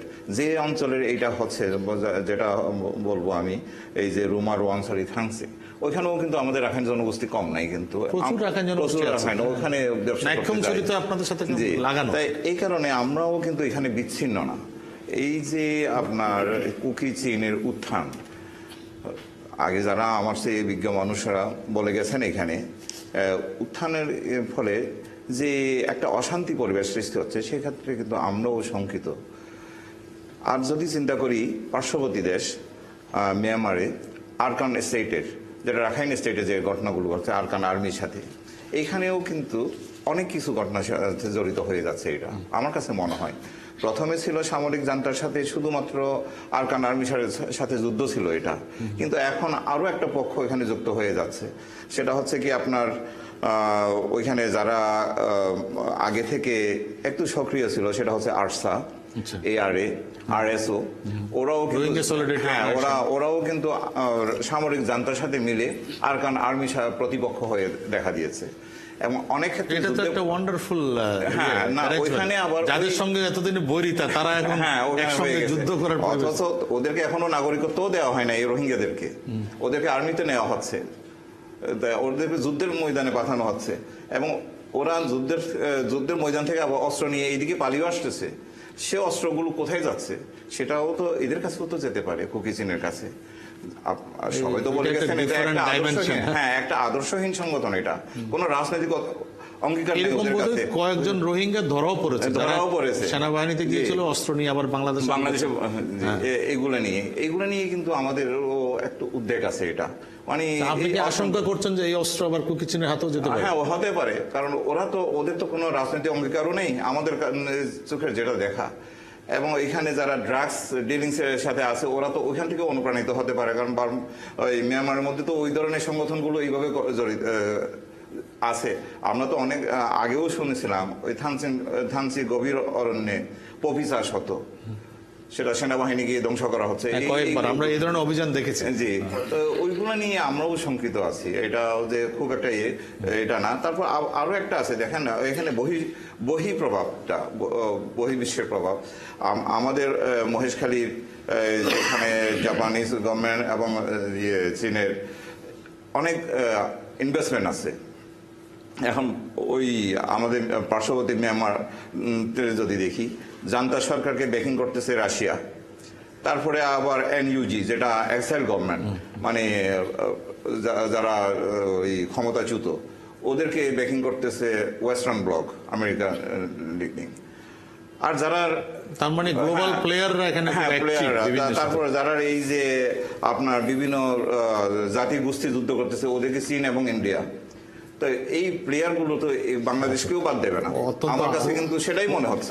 অধ্যাপক ক্যাটি ইয়ং একটি নতুন প্রেক্ষিত উন্মোচন করলেন, কিন্তু আমাদের একটা বিরতিতে যেতে হবে। সুপ্রিয় দর্শক, যেটি টেলিভিশন চ্যানেলগুলোতে হয় যে একটি সংবাদ বিরতি, ছোট্ট একটি বিরতি, আমাদের কয়েক মিনিটে আমরা হয়তো সংবাদ শিরোনামগুলো শুনে আবার আমরা এই আলোচনায় ফিরবো। ততক্ষণ আমাদের সঙ্গে থাকার জন্য আপনাদেরকে অনুরোধ জানাচ্ছি। আমরা আলোচনা করছিলাম অশান্ত পাহাড়ি জনপদ, সহিংসতা বনাম সমৃদ্ধি, এডিটর্স গিল্ডের যে নিয়মিত আয়োজন, আমরা আবার ফিরবো সেই আলোচনায়। সুপ্রিয় দর্শক, আপনাদের আবারও স্বাগত জানাচ্ছি এডিটর্স গিল্ডের সাপ্তাহিক আয়োজন গোলটেবিলে। আপনাদের সঙ্গে আছে আমি শ্যামল দত্ত। আমরা আলোচনা করছিলাম অশান্ত পাহাড়ি জনপদ, সহিংসতা এবং বনাম সম্প্রীতি। প্রথম পর্বের আলোচনায় বেশ কিছু গুরুত্বপূর্ণ বিষয় উঠে আসছে, বিশেষ করে আমাদের জনাব এমদাদ বলেছেন যে আমরা ওভার রিয়্যাক্ট করছি, এত বেশি গুরুত্ব দেওয়ার কিছু নেই। আবার আমাদের অধ্যাপক মেজবা কামাল বলেছেন যে আমরা আসলে এই ধরনের একটি সংগঠন যার কোনো আদর্শ নেই, টাকার বিনিময়ে তারা যে কিছু করতে পারে। ফলে এই পর্বে আমরা একটু দেখতে চাই যে কোন দিকে আমাদের অগ্রসর হওয়া দরকার। বাস্তবতা এটাই যে এরকম পার্বত্য অঞ্চলের যে শান্তির একটি আবহ, সেটি বিনষ্ট করার জন্য ছোট্ট একটি বিষয় এনাফ। আমরা এখান থেকে মুক্তি চাই এবং এর ওয়ে ফরওয়ার্ড, সামনের দিকে কীভাবে আমরা অগ্রসর হব, সেটি কিন্তু আমাদের এখন একটি আলোচনার বড় বিষয়। আমি আপনার কাছে আসতে চাই জনাব এমদাদ, যেটি আপনি বলেছিলেন যে এটি আমরা অতিরিক্ত করছি, রিয়াকশন দেখাচ্ছি না, কিন্তু একই সঙ্গে কিছু কিছু কথা আসছে, যেমন আমাদের কয়েকজন বক্তা বলেছেন যে তাদের সঙ্গে রোহিঙ্গাদের ইনভলভ হয়ে যাচ্ছে, রোহিঙ্গাদের কাছে আসা অস্ত্র আবার এদের হাতে যেতে পারে। এই অশুভ একটি তৎপরতাও কিন্তু একটি আশঙ্কা তৈরি করে। না, এটা যদি আপনি ধন্যবাদ। আসলে এটা খুব ম্যাক্রো লেভেলে গিয়ে যে এটার কোনো ইম্প্যাক্ট, এটা হয়তো একটু মাইক্রো লেভেলে খুব নিচের স্তরে হয়তো দু একজন অর্থের বিনিময়, যেটা টাকা পয়সার বিনিময়, যেটা আমাদের দেশও ছোটখাটো সন্ত্রাসী রাষ্ট্র কেনা বেচা করে, সেরকম কেনা বেচা হলে এটা আসছে না। কিন্তু ইকুয়েশনটা যদি এরকম হয় যে মায়ানমারের সেনাবাহিনীতে যে সমস্যাটা আমাদের সমাধান হচ্ছে না, এতগুলো রোহিঙ্গা শরণার্থী, প্রায় 11 লক্ষেরও বেশি শরণার্থী এখন বাংলাদেশে, তাদের কেউ এখন আবার সশস্ত্র যুদ্ধের জন্য আরাকান আর্মির বিরুদ্ধে হচ্ছে, তারা আবার বাংলাদেশে আসছে, তাদের অস্ত্র আবার কুকি চীনের কাছে যাচ্ছে। এইরকম ইকুয়েশন তো ভয়াবহ। এটা এখানে একটা অপকৌশল বলেন অথবা তাদের জনবলের যে ঘাটতি, মিয়ানমার সেনাবাহিনী টমাটোর জনবলের সংকট তাদের আছে, সেখানে দুটা জিনিসকে হয়তো তারা সামনে রেখে এই কাজটা করে যাচ্ছে। রোহিঙ্গাদের এখন তার সেনাবাহিনীতে এই যে ইন্ডাকশন যেটা না হচ্ছে, এবং বিভিন্ন তথ্য যেগুলি যে প্রকাশের মাধ্যমে এটাই জানা যাচ্ছে যে 1000-এর উপরে তারা এখন অলরেডি তারা নিয়েছে রোহিঙ্গাদেরকে, এবং যারা ওই পারে যারা রয়ে গেছে তারা। কিন্তু মায়ানমার সেনাবাহিনী আমাদের কোনো শরণার্থী নিয়ে যায় না, ঠিকই আবার এখানে সশস্ত্র বাহিনীতে ট্রেনিং বলছি, আমাদের এই যে থ্রেট পারসেপশনের কথাটা বলছি, যখন এখন ইনিশিয়ালি তারা আস্তে আস্তে আরাকান আর্মির মুখোমুখি হচ্ছে করানোর জন্য নিচ্ছে, সেখানে যখন আরাকান আর্মির সাথে, যেটা একটা ইকুয়েশন ছিল যে আরাকান আর্মি যদি ওখানে তাদের ইনফ্লুয়েন্সটা এস্টাবলিশ করে, তাইলে হয়তো আরাকান আর্মির সাথে একটা ভিতরে কেউ আমাদের যারা যারা খুব চিন্তা করে এটা বা কৌশল প্রণেতা, তারা মনে করেছে যে হয়তো আরাকান আর্মির সাথে একটা নেগোসিয়েশনের মাধ্যমে সেটাকে নিয়ে যাবে, বা এনইউজির সাথে অনেকে বলছিল ভিতরে একটা সম্পর্ক গড়ে তোলার জন্য।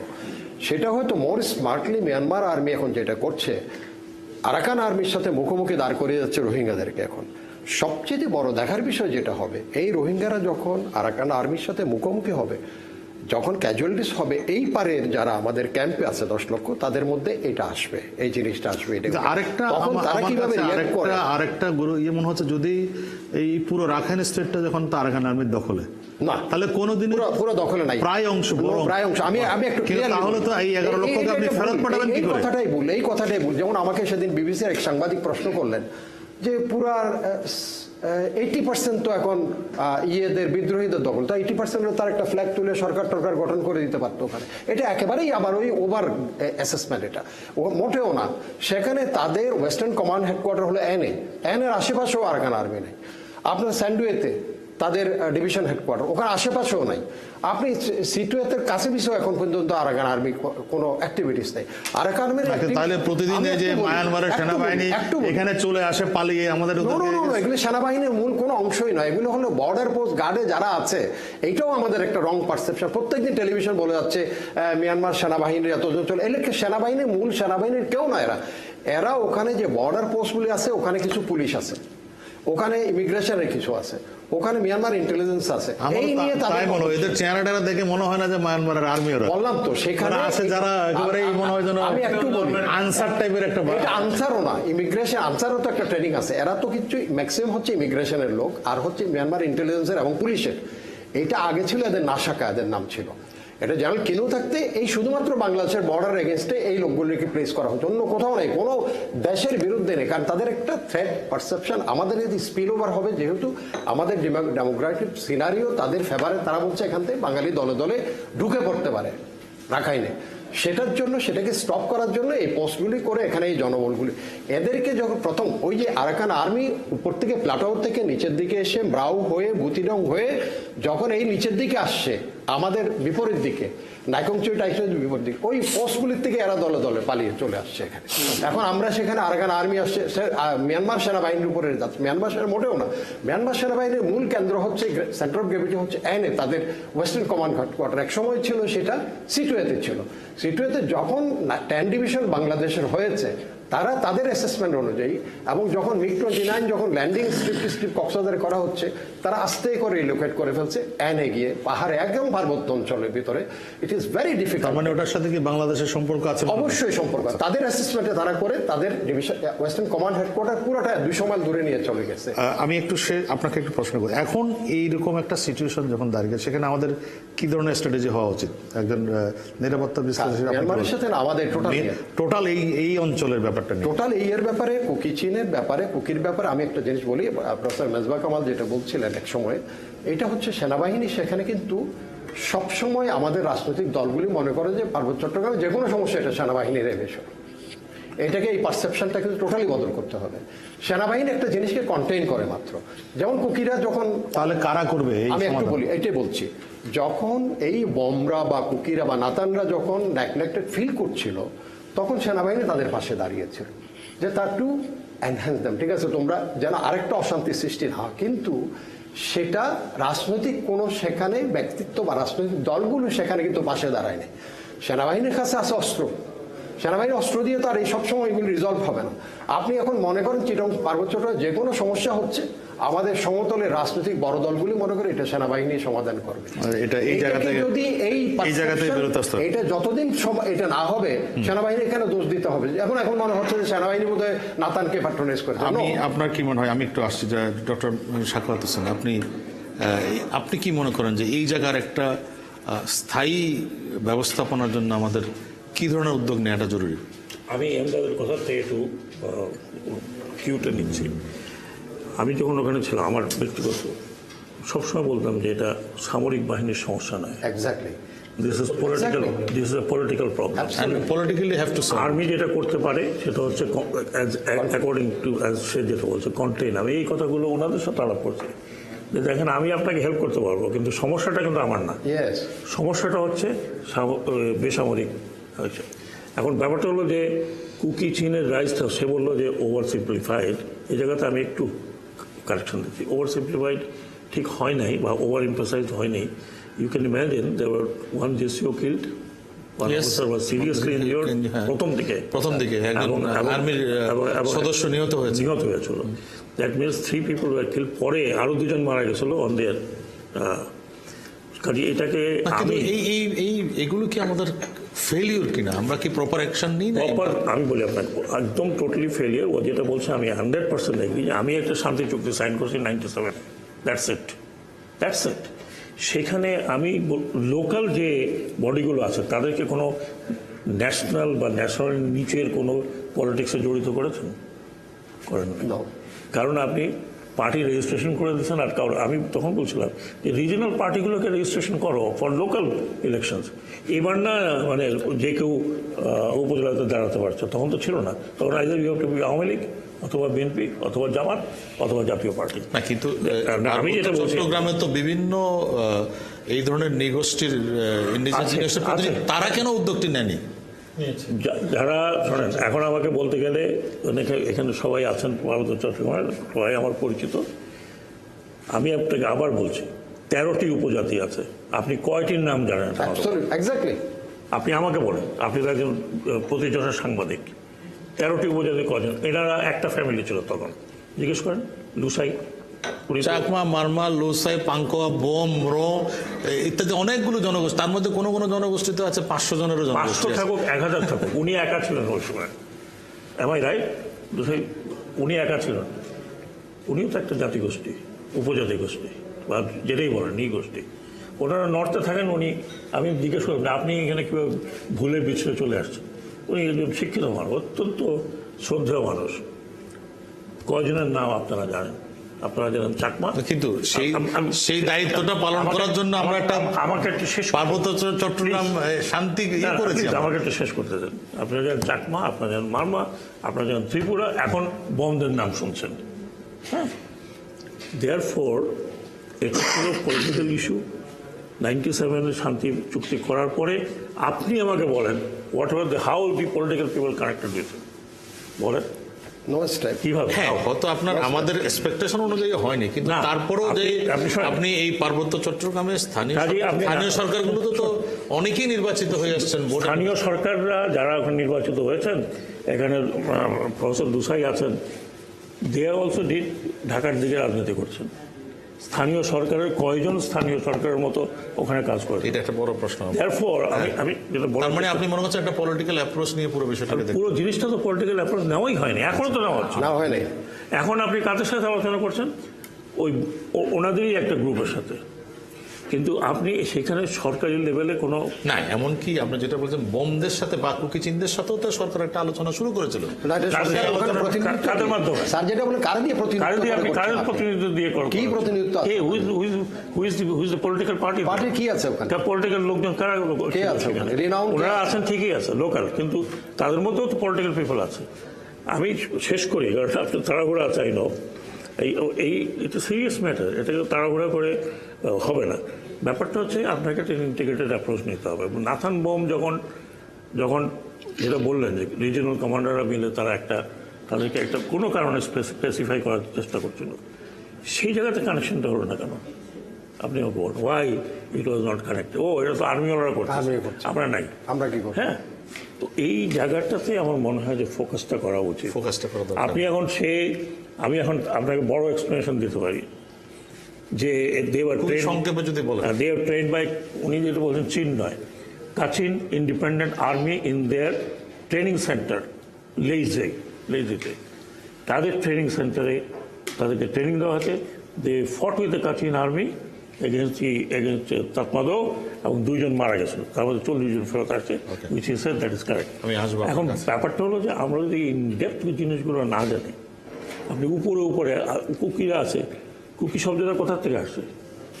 ইট is Lushai hill Kuki on north east India, সেখান থেকে দিস টার্ম হ্যাজ কাম।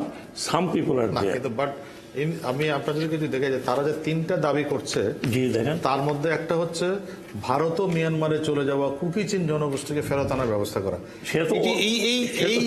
সে তো তুই যে বললাম 300 বা 400 লোকের বিষয়টা কি? এটা তো কোনো বড় দাবি, এটা কোনো বড় দাবি না, কিন্তু মূল দাবিটা পড়েন না আপনি। মূল দাবিটা তারা একটা সাহিত্য অঞ্চল দাবি করছে কুকি চীনের, কিন্তু কুকি চীনের ইয়েটা কই? আমি আপনাকে একটা ম্যাপ দেখালাম, তারপর বলেন না, আমি বলছি ম্যাপটা তো আমাদের ম্যাপ না, আমাদের বাংলাদেশের সীমান্তের ভিতরে। একটা সমস্যাকে আপনি যেটা ট্রান্স বর্ডার, সেই সমস্যাটাকে আপনি শুধুমাত্র বাংলাদেশের পণ্যদের তাই বলে তো আমার বর্ডারের উপরে গিয়ে আমি আরেকটা উদ্যান তুলতে পারি না। সেটা আপনি আঞ্চলিক পরিসরে আলোচনা করবেন, সেটা আপনি আঞ্চলিক পরিসরে আলোচনা করবেন। জাতীয়ভাবে পারবেন না, সেটা আঞ্চলিক পরিসরে। ঠিক আছে, ঠিক আছে, আমি এখানে নিয়ে বসে আমি থাকার বিষয় নয় তো এখন আর। আপনি এটা বললেন যে এটা কিন্তু এভরিথিং স্টার্ট ফ্রম স্মল। আপনি Dimensionগুলো বড় হয়। মানবেন্দ্র লার্মার কথা, আপনি মানবেন্দ্র লার্মার কথা একটু শেষ করি। মানবেন্দ্র লার্মার কথা চিন্তা করেন, কি কথা থেকে কোথায় গেছে। হ্যাঁ জানি, সেটা লম্বা প্রেক্ষিত। আপনি বলছিলেন যে কুকি চীন একটি আদর্শবাদী সংগঠন নয়, তাদের কোনো সেই রকম ইডিওলজিক্যাল বেস পলিটিক্যাল বেস নেই, কিন্তু তারা যে দাবিগুলো করছে এটা তো বিশাল বিশাল দাবি। একটা হচ্ছে স্বায়ত্তশাসিত অঞ্চল করতে হবে, রোমা তানচির ওয়াংচুরি, কুকি চীনের প্রশাসনিক অঞ্চল করতে হবে, do they represent that type of political straight? আইডিয়াটা কোথেকে আসলো? আচ্ছা, আমি একটা এই প্রশ্নে যাচ্ছি, তার আগে আমি একটা কথা বলতে চাই যে কুকি চীনের যে মানে এই যে Bawm, to be specific, Bawm জনগোষ্ঠীর যে 300 যে সময় লিখেছে, এটার সংখ্যা আর একটু বেশি, এখন বোধহয় বাড়ছে। হ্যাঁ, এটার সংখ্যা আর একটু বেশি, এটা ধরুন না, কিন্তু তার বাইরেও 12,000 তো বাংলাদেশে আছে। না, তারা কালকে সংবাদ সম্মেলন করেছে, 10,000 ইন্ডিয়াতে আছে, 10,000। হ্যাঁ, 3,000 ইসে আছে। তারা কি বাংলাদেশি জনগোষ্ঠী? না, আমি অ্যাফিনিটি। শুনুন, আমি আপনি ওয়েস্ট বেঙ্গলের সাথে অ্যাফিনিটি আপনি করেন না, বাঙালি ওয়েস্ট বেঙ্গল অ্যাফিনিটি বলেন,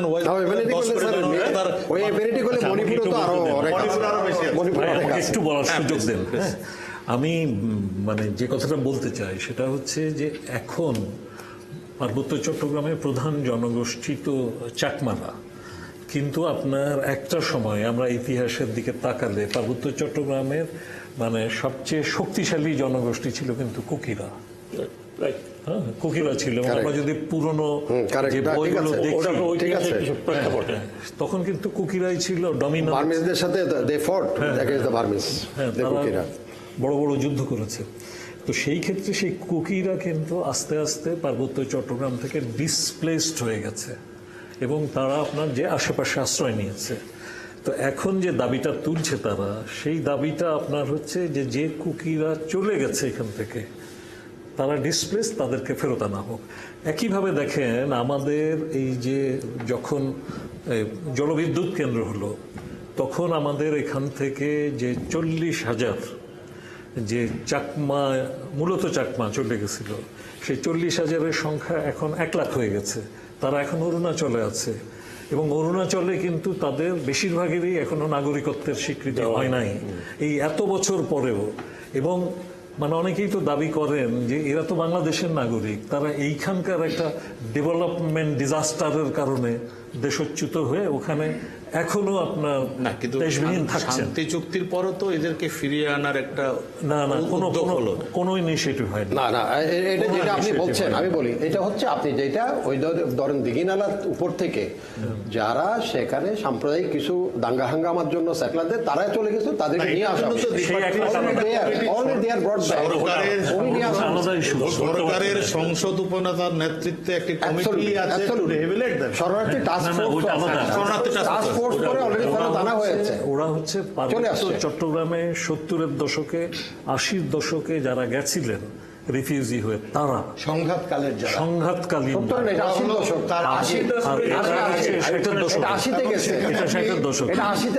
এবং অরুণাচলে কিন্তু তাদের সমিতি আছে। আচ্ছা, হ্যাঁ, আসতে চায়। আপনি শেষ করেন। তো ওরকম আপনার এই কুকিরা হয়তো এখন দাবি করছে, কিন্তু আমি আপনার এই যে লেটেস্ট যে 400-500 কুকি গেছেন, কুকি না বোম গেছেন, তারা কেন গেছেন, এইটা কিন্তু আমি মনে করি আজকের জন্য খুব প্রাসঙ্গিক আলোচনার জন্য। কারণ আপনার যেটা হয়েছে যে সবসময় যেটা হয় দেখেন যে আমাদের এখানে যখন স্টেটের কোনো বাহিনী, আমি কোনো নির্দিষ্ট বাহিনীকে অভিযুক্ত করছি না, আমাদের অপারেশনের স্টাইলটাই হচ্ছে এরকম, যখন অপারেশন করে তখন তারা ধরেন ওই যে কতগুলো ব্যবস্থা নেয়, তো সেই ব্যবস্থা মানুষের জীবনের উপরে কি ইম্প্যাক্ট হচ্ছে এটা হয়তো খেয়াল করা হয় না।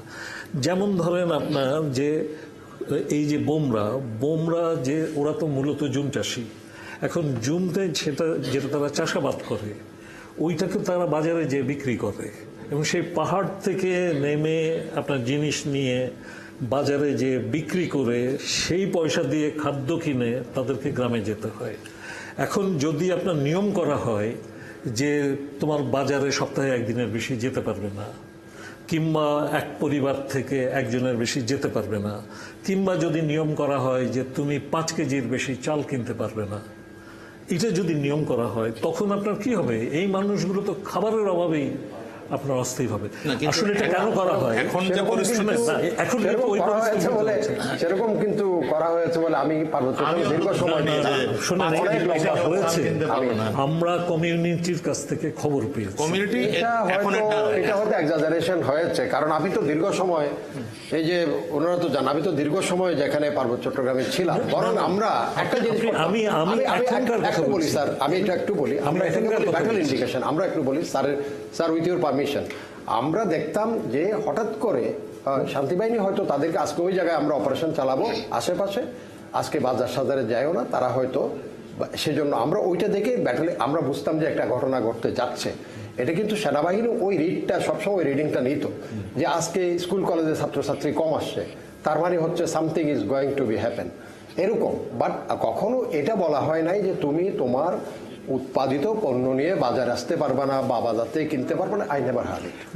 এখন এগুলো বলছি আমি আপনার এই স্থানীয় কিছু রিঅ্যাকশন হতে পারে।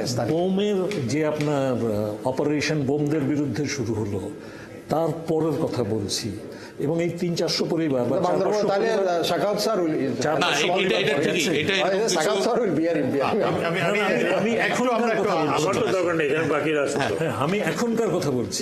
আচ্ছা, আপনারা একটু খোঁজ নিয়ে দেখেন আসলে যে জন্য আপনার একটা স্টেটমেন্ট কিন্তু পার্বত্য চট্টগ্রাম যে আন্তর্জাতিক আপনার কমিটি আছে, কমিশন আছে, তারা কিন্তু একটা স্টেটমেন্ট করেছে যেন এই যে তারা কুকি চীনকে সমর্থন করে না, কিন্তু আপনার তারা যেটা বলছে যে সাধারণ তাদেরকে দমন করতে যে যেন সাধারণ মানুষ এখন একটা এক্সট্রাঅর্ডিনারি সিচুয়েশন, কারণ একটা পরপর তো ওখানে আছেন, এখন একটা এক্সট্রাঅর্ডিনারি সিচুয়েশন, যেহেতু একটা পাড়ার মধ্যে তারা প্রায় 7 দিন অবস্থান করেছিল এই সশস্ত্র গোষ্ঠীগুলো, সেখানে হয়তো একটা বিশেষ অভিযান চলছে বা কিভাবে এটা হলো এইটা হয়তো এটা হ্যাঁ, তো এই সিচুয়েশনটা হয়তো সবসময়ের জন্য না, এখন একটা তবে এটাও ঠিক যে সেন্সিটিভিটিটা থাকতে হবে। আমি তাছাড়া আপনার একটা পাড়ায় অভিযান হচ্ছে, কিন্তু যদি গোটা এলাকা যদি আপনার একই রকম অ্যাকশনের অধীনে চলে যায় তখন তো কমিউনিটি সবাই সেই জন্য কমিউনিটি গতকাল প্রেস কনফারেন্স করেছে, তারা বলছে আমরা সংকটে আছি এবং এই ধরনের ইয়েগুলো বন্ধ করতে হবে। এটা আরো দু একটা কথা বলে নিই। আমি আসলে মনে করি কি জানেন, মানে পার্বত্য চট্টগ্রামে শান্তি প্রতিষ্ঠা করেছিল কিন্তু শান্তি চুক্তি, এবং আমাদের শান্তি চুক্তি যে শর্তগুলো সেগুলো যদি বাস্তবায়ন করা না হয় তাহলে কিন্তু এই কেএনএফ এর মতো আরো বহু সংগঠন তো সেই জন্য আপনার আমি মনে করি পার্বত্য চট্টগ্রাম যে শান্তি চুক্তি সেটা ছিল একটা রাজনৈতিক সমস্যাকে রাজনৈতিকভাবে সমাধানের জন্য মাননীয় প্রধানমন্ত্রীর উদ্যোগ, এবং সেটাতে সামিল হয়েছিল পিসিজেএসএস। আমি মনে করি যে পিসিজেএসএস কে সাথে সম্পর্কে যে দূরত্ব তৈরি হয়েছে সেই দূরত্বকে কমিয়ে এনে আপনার এইখানে পার্বত্য চট্টগ্রাম শান্তি চুক্তি সেটাকে বাস্তবায়ন করা দরকার। এইটা করলে কিন্তু পার্বত্য চট্টগ্রামের অনেক সমস্যা দূর হবে। আরেকটা লাস্ট পয়েন্ট আমার, যে দেখেন মাননীয় প্রধানমন্ত্রীর একটা ঘোষণাকে তৎকালীন চিফ সেক্রেটারি তিনি ভুলভাবে ব্যাখ্যা করে সমস্ত কোটা বাতিল করে দিয়েছেন, যেখানে মুক্তি যোদ্ধার কোটাটাকে সংকুচিত করার কথা ছিল। সেইখানে আপনার সমস্ত এই যে আমাদের যে আদিবাসীদের যে কোটাগুলো সেই কোটাগুলো সব বন্ধ করে দেওয়া হয়েছে। আমি তো মনে করি কোটাগুলো, কারণ এটা আপনার পড়াশোনার সাথে যুক্ত, এটা আপনার চাকরি বাকরির সাথে যুক্ত, এরপরে বিসিএস এ তো আপনারা কেউ আসতে পারছে না। এই কোটা সিস্টেমটা চালু করা দরকার, অবশ্যই 5% কোটা, এবং যেটা সেই ক্ষেত্রে আপনার আমরা ঢাকা ইউনিভার্সিটিতে যেটা করি এখন, যে আমরা এখন খেয়াল করি, গোড়ার দিকে খেয়াল করি দিই যে আপনার কোটাটা কে পাচ্ছে। এখন কিন্তু খেয়াল করি যে আপনার যারা সংখ্যায় কম জাতি সেই জাতি যেন কোটাগুলোর ক্ষেত্রে অগ্রাধিকার পায়। অবশ্যই যারা বড় জাতি চাকমা, সাঁওতাল, গারো তারাও পাবে, কিন্তু যারা সংখ্যায় কম তারা যেন একেবারে ক্ষুদ্র ক্ষুদ্র যে একেবারে যে সংখ্যা আমি তো সেটাও কিন্তু কোটাকে ইন্ট্রোডিউস করতে হবে, রিইন্ট্রোডিউস করতে হবে ইমিডিয়েটলি।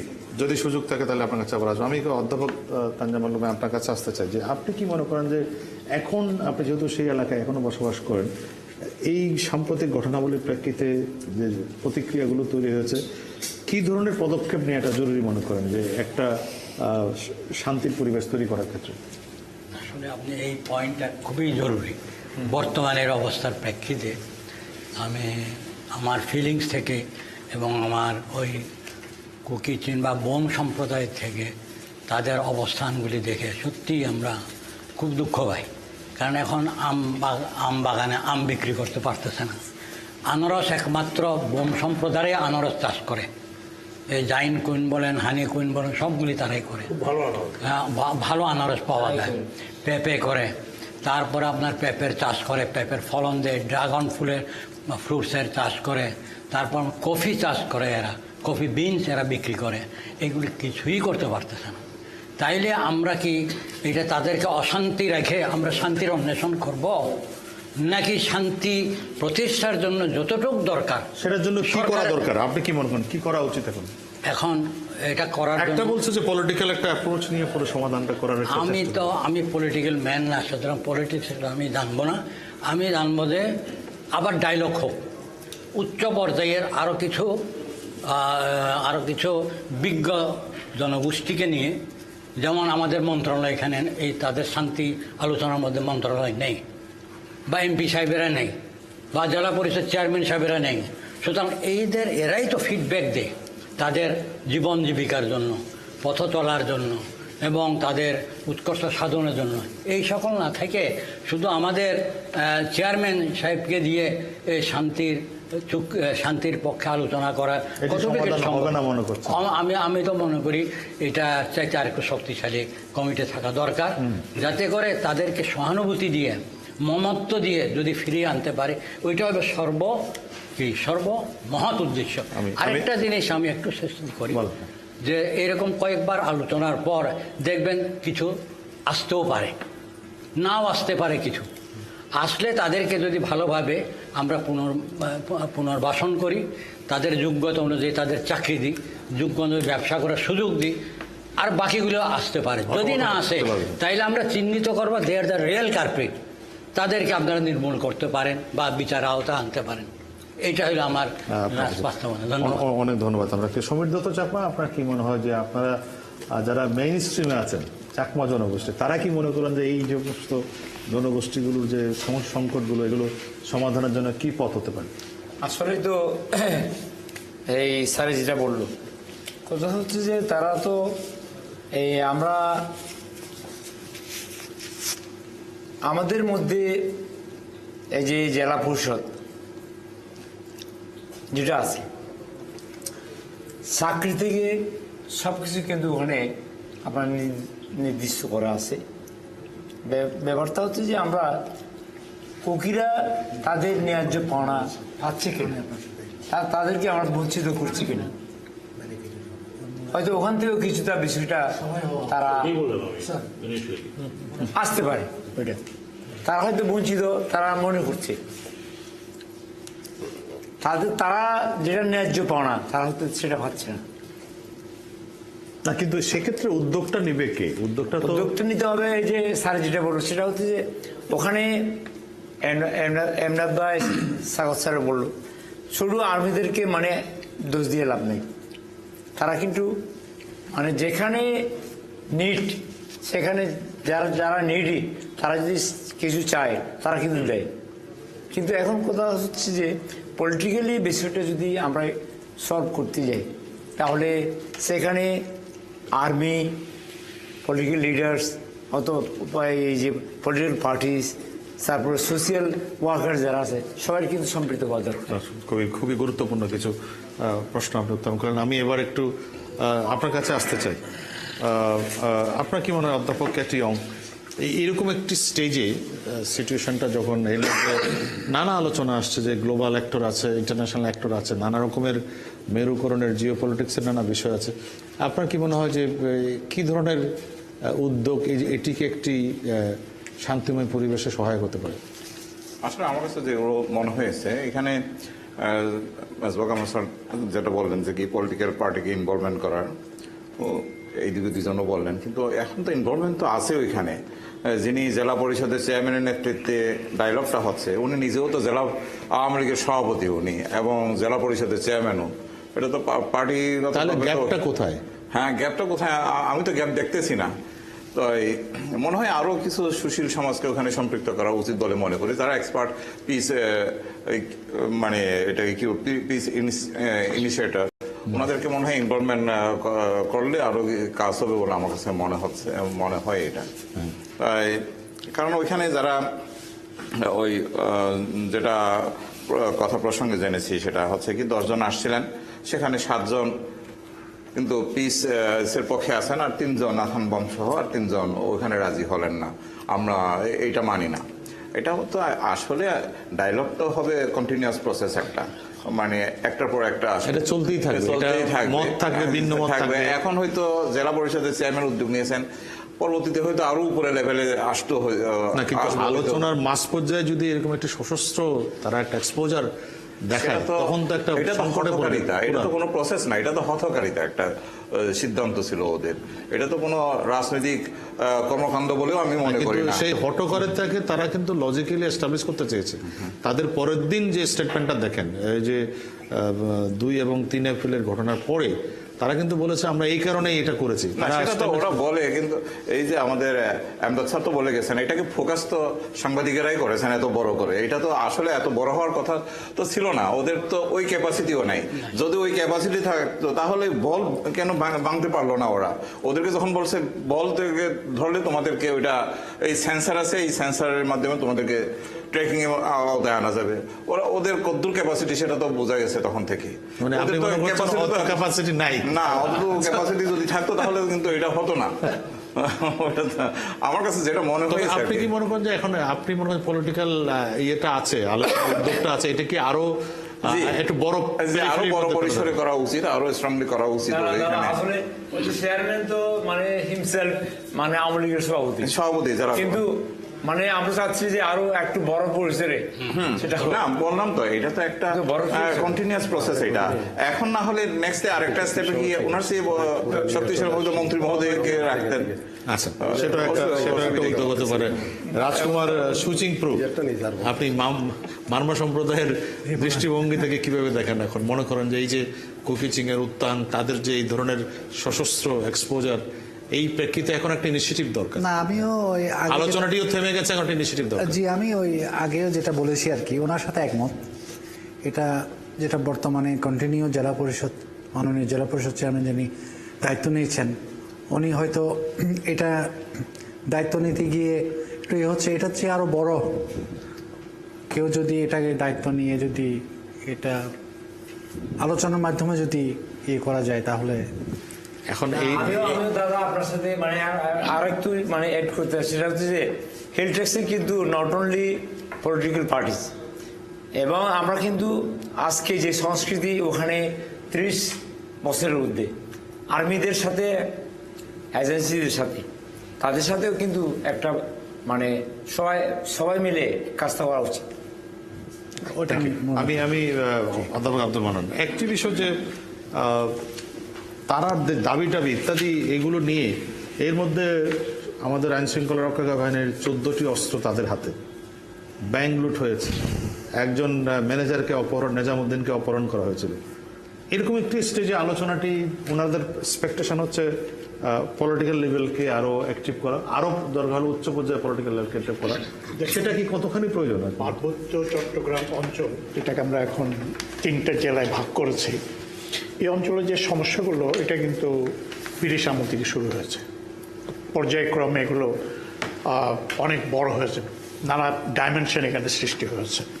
যে শান্তি চুক্তি যেখানে আমরা এত কথা বলছি, সেটা তো শান্তি বাহিনী, সেটি সূত্রপাত ধরেন আমরা যদি কাপ্তাই ড্যামের পরবর্তীকালে, বিশেষ করে জেনারেল জিয়ার সময় ট্রাক বাস ভর্তি করে বাঙালি, সমতল ভূমির বাঙালি নিয়ে এখানে জোরপূর্বক ওখানে এস্টাবলিশ করা, সেটেলার করা, এবং আমি দেখেছি তারা কিভাবে সাধারণ পাহাড়ি জনগোষ্ঠীর জায়গা জমিন তো বাড়ি ঘর দখল করে কি একটা অবস্থা সৃষ্টি করেছে। সেই সমস্যাটা যদি এত বছর পরে মাননীয় প্রধানমন্ত্রীর নেতৃত্বে 96 উনি ক্ষমতায় আসার পরে 1 বছরের মাথায় সমাধান করতে পারেন। একটা কথা মনে রাখবে, আমরা এখানে কেউ এটা বলি নাই, বেগম জিয়া ক্ষমতায় আসার পরেও কিন্তু চেষ্টা করা হয়েছিল। ওর মনে আছে যে কর্নেল ওয়ালি, রাশেদ খান মেনন আরও কয়েকজন মিলে একটা কমিটি করা হয়েছিল, তারা কয়েকবার কথাবার্তাও বলেছিল। কিন্তু তাদের একটা, আমি তাদের সাথে কথা বলেছি যে আপনারা কেন ওই সময় এই শান্তি চুক্তি বা এই ব্যাপারে অগ্রসর হন নাই, বলে আমাদের আস্থাটা জন্মায় নাই তাদের উপরে, বলে যার স্বামী তাদের এদের উপরে আস্থা যায় পরস্পর আস্থা একটা পরস্পরের ব্যাপার, বলে যার স্বামী এখানে এই অশান্তিটা সৃষ্টি করেছে ওনার স্ত্রী যে এটা করতে পারবেন আমাদের এটা বিশ্বাস হয় নাই। তো সেটা অন্য একটা ইতিহাস। কিন্তু পরবর্তীকালে আবুল হাসান আবদুল্লাহ, মহিউদ্দিন চৌধুরী এরা মিলে একটা আস্থার মধ্যে নিয়ে তাদেরকে এটা করেছে। এখন এখন যে কুকি চিন নিয়ে আমরা কথা বলছি, যেটা এখন ছোট হতে পারে, একসময় শান্তি বাহিনী ছোট ছিল, তা আস্তে আস্তে এটা আরো, কারণ আমরা কুকি চিন শুধু বাংলাদেশের কুকি চিন না বা এই জনগোষ্ঠী, রিজিওনাল ডাইমেনশন আছে, সুদূর প্রসারের হয়তো একটা চিন্তা আছে, স্বপ্ন আছে, হয়তো স্বপ্নটা একটা বিলাসী স্বপ্ন হতে পারে। কিন্তু আমি ইঙ্গিত দিলেন একটা কথা বলে রাখি, একটা খ্রিস্টান স্টেট না সেটা আমি বললাম, এটা হয়তো আমাদের জীবদ্দশায় হবে না। একটা জিনিস মনে রাখতে হবে, বিশ্বের দেশে দেশে এই ধরনের এথনিক মাইনরিটিজ যাদেরকে বলি বা নৃতাত্ত্বিক জাতিগোষ্ঠীর বলি, সেই সমস্যাগুলোর সমাধান সেনাবাহিনী করতে পারেনি। যেমন শ্রীলঙ্কায় অনেক দিন ধরে যুদ্ধ হয়েছে, প্রচুর মানুষের ক্ষয়ক্ষতি হয়েছে, কিন্তু সেখানে কিন্তু সিভিলিয়ান গভর্নমেন্টের ইন্টারভেনশন লেগেছে। আবার ভারতে, উত্তর পূর্ব ভারতে যেটা হচ্ছে, সেখানে কিন্তু সিভিলিয়ান সরকারের চেষ্টা করছে এটা সমাধান করতে। সেনাবাহিনী হচ্ছে সিকিউরিটির ব্যাপারটা দেখবে, কিন্তু তার ভিতরে যে একটা জটিল কেমিস্ট্রি আছে পলিটিক্যাল সমাধানে, সেটা পলিটিক্যাল পার্টিগুলো করতে হবে, যেভাবে শেখ হাসিনা 96 এসে চেষ্টা করেছিলেন, সফল হয়েছিলেন। আমি মনে করি যে এমদাদের সাথে আমি একমত, কুকি চিনের একটা ডাকাতির ঘটনা, আমি এটা ডাকাতির ঘটনাই বলবো, আমরা যেভাবে ব্লো আপ করেছি যে মনে হচ্ছে পার্বত্য চট্টগ্রাম বোধহয় দখল হয়ে গেল, আসলে ব্যাপারটা তো সেরকম না। এলাকাটা খুবই একটা ক্ষুদ্র একটা প্রত্যন্ত অঞ্চলে সাধারণ মানুষের সামনে কথা বলে দেখেছি, সেটা কুকিচন হোক, চাকমা হোক, মারমা হোক, ওরা শান্তি চায়। এই যে বাজারে গিয়ে ওরা সবজিটা বিক্রি করতে চায়, বাজারে গিয়ে ওরা মাছটা বিক্রি করতে চায়, আনারসটা কালকে যে সভাটা হলো কেন হলো, মেইন জিনিস হচ্ছে অর্থনীতি। ওর যদি বাজারেও সবজিটা বিক্রি করতে না পারে, বাড়িতে তো চুলায় ভাত চলবে না, ওইটাই তার চিন্তা। সেটা সে ওই কুকি চিন্তি নিয়ে একটা রাষ্ট্র গঠন হবে, পতাকা হবে, এটা নিয়ে সে চিন্তা করে না। আমি শান্তি বাহিনীর সাথে কথা, আমি গভীর এমন দুর্গম অঞ্চলে গিয়েছি, এটা এখন চিন্তা করলে কিভাবে গিয়েছি সেটা আমি চিন্তা করতে পারি না, এখন অনেক রাস্তা হয়ে গেছে। কিন্তু আমি মনে করি যে এটা পলিটিক্যাল সলিউশন দরকার, যেটা সকলে বলেছে যে শান্তি আলোচনাটা হচ্ছিল, সেখানে আরো অংশীজনকে এখানে নিয়ে আসা হচ্ছে, ইনক্লুড করে আলোচনাটা করা হচ্ছে, পলিটিক্যাল সলিউশন। তো এটা সেনাবাহিনী এটা সলিউশনের ব্যাপার না। ডক্টর মাহফুজ পারভেজ, আপনার কাছে এই পর্যায়ে শেষ বক্তা, আপনি যদি সময় থাকে আমি আরো একটু এক মিনিট করে শোনার চেষ্টা করি। আপনার কি মনে হয় যে লুকিং ফরওয়ার্ডটা কি হবে? আমাদের এখন সবচেয়ে বড় বিষয় হচ্ছে পার্বত্য চট্টগ্রামের শান্তি প্রতিষ্ঠাটা খুবই জরুরি। সেখানে ক্ষুদ্র গোষ্ঠী, যেই গোষ্ঠী হোক না কেন, তার যে কোনো flair up, it could B A bigger one in the letter পরবর্তীতে। তো সেটা কিভাবে? আমি যেখানে শেষ করেছিলাম, আপনার খেয়াল আছে যে এক্সটার্নাল ফোর্সের কথা বলেছিলাম, ইন্টারনাল তো আছেই, যেটা এই সার্ভে হয়ে আসলো, এক একজন মায়ানমার, চীন ইত্যাদি সব বিষয়গুলো কিন্তু আমাদের সামনে আছে।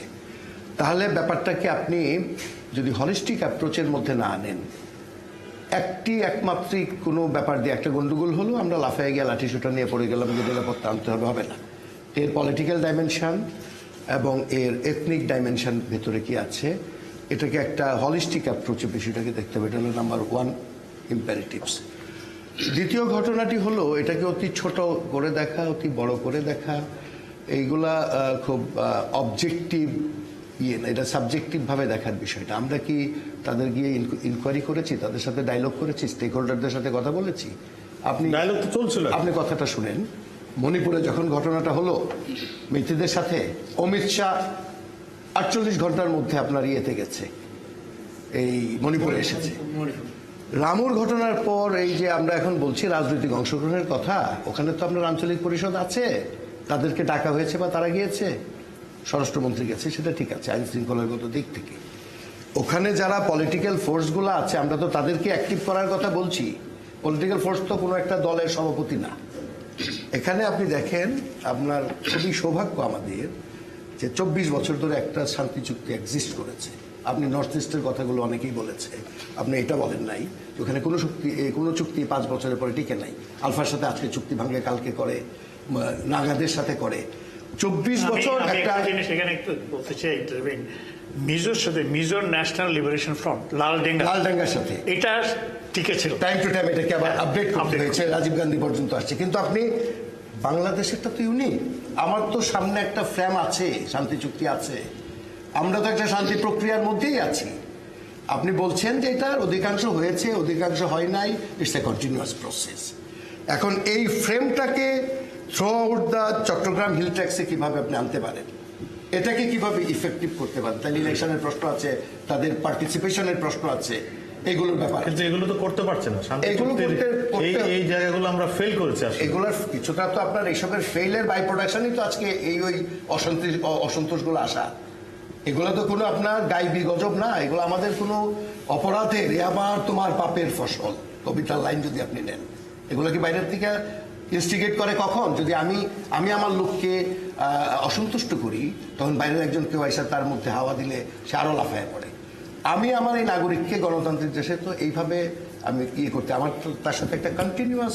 কিন্তু এই আপনি বলছেন শান্তি চুক্তি বহাল আছে, তার মধ্যে এই ধরনের ঘটনা ঘটছে। এই চুক্তিকে আপনি আরো কিভাবে এর কার্যক্রম, এর প্রতিষ্ঠানগুলোকে আরো বেশি গ্রাসরুটে নিতে পারেন, মানুষের কাছে নিতে পারেন।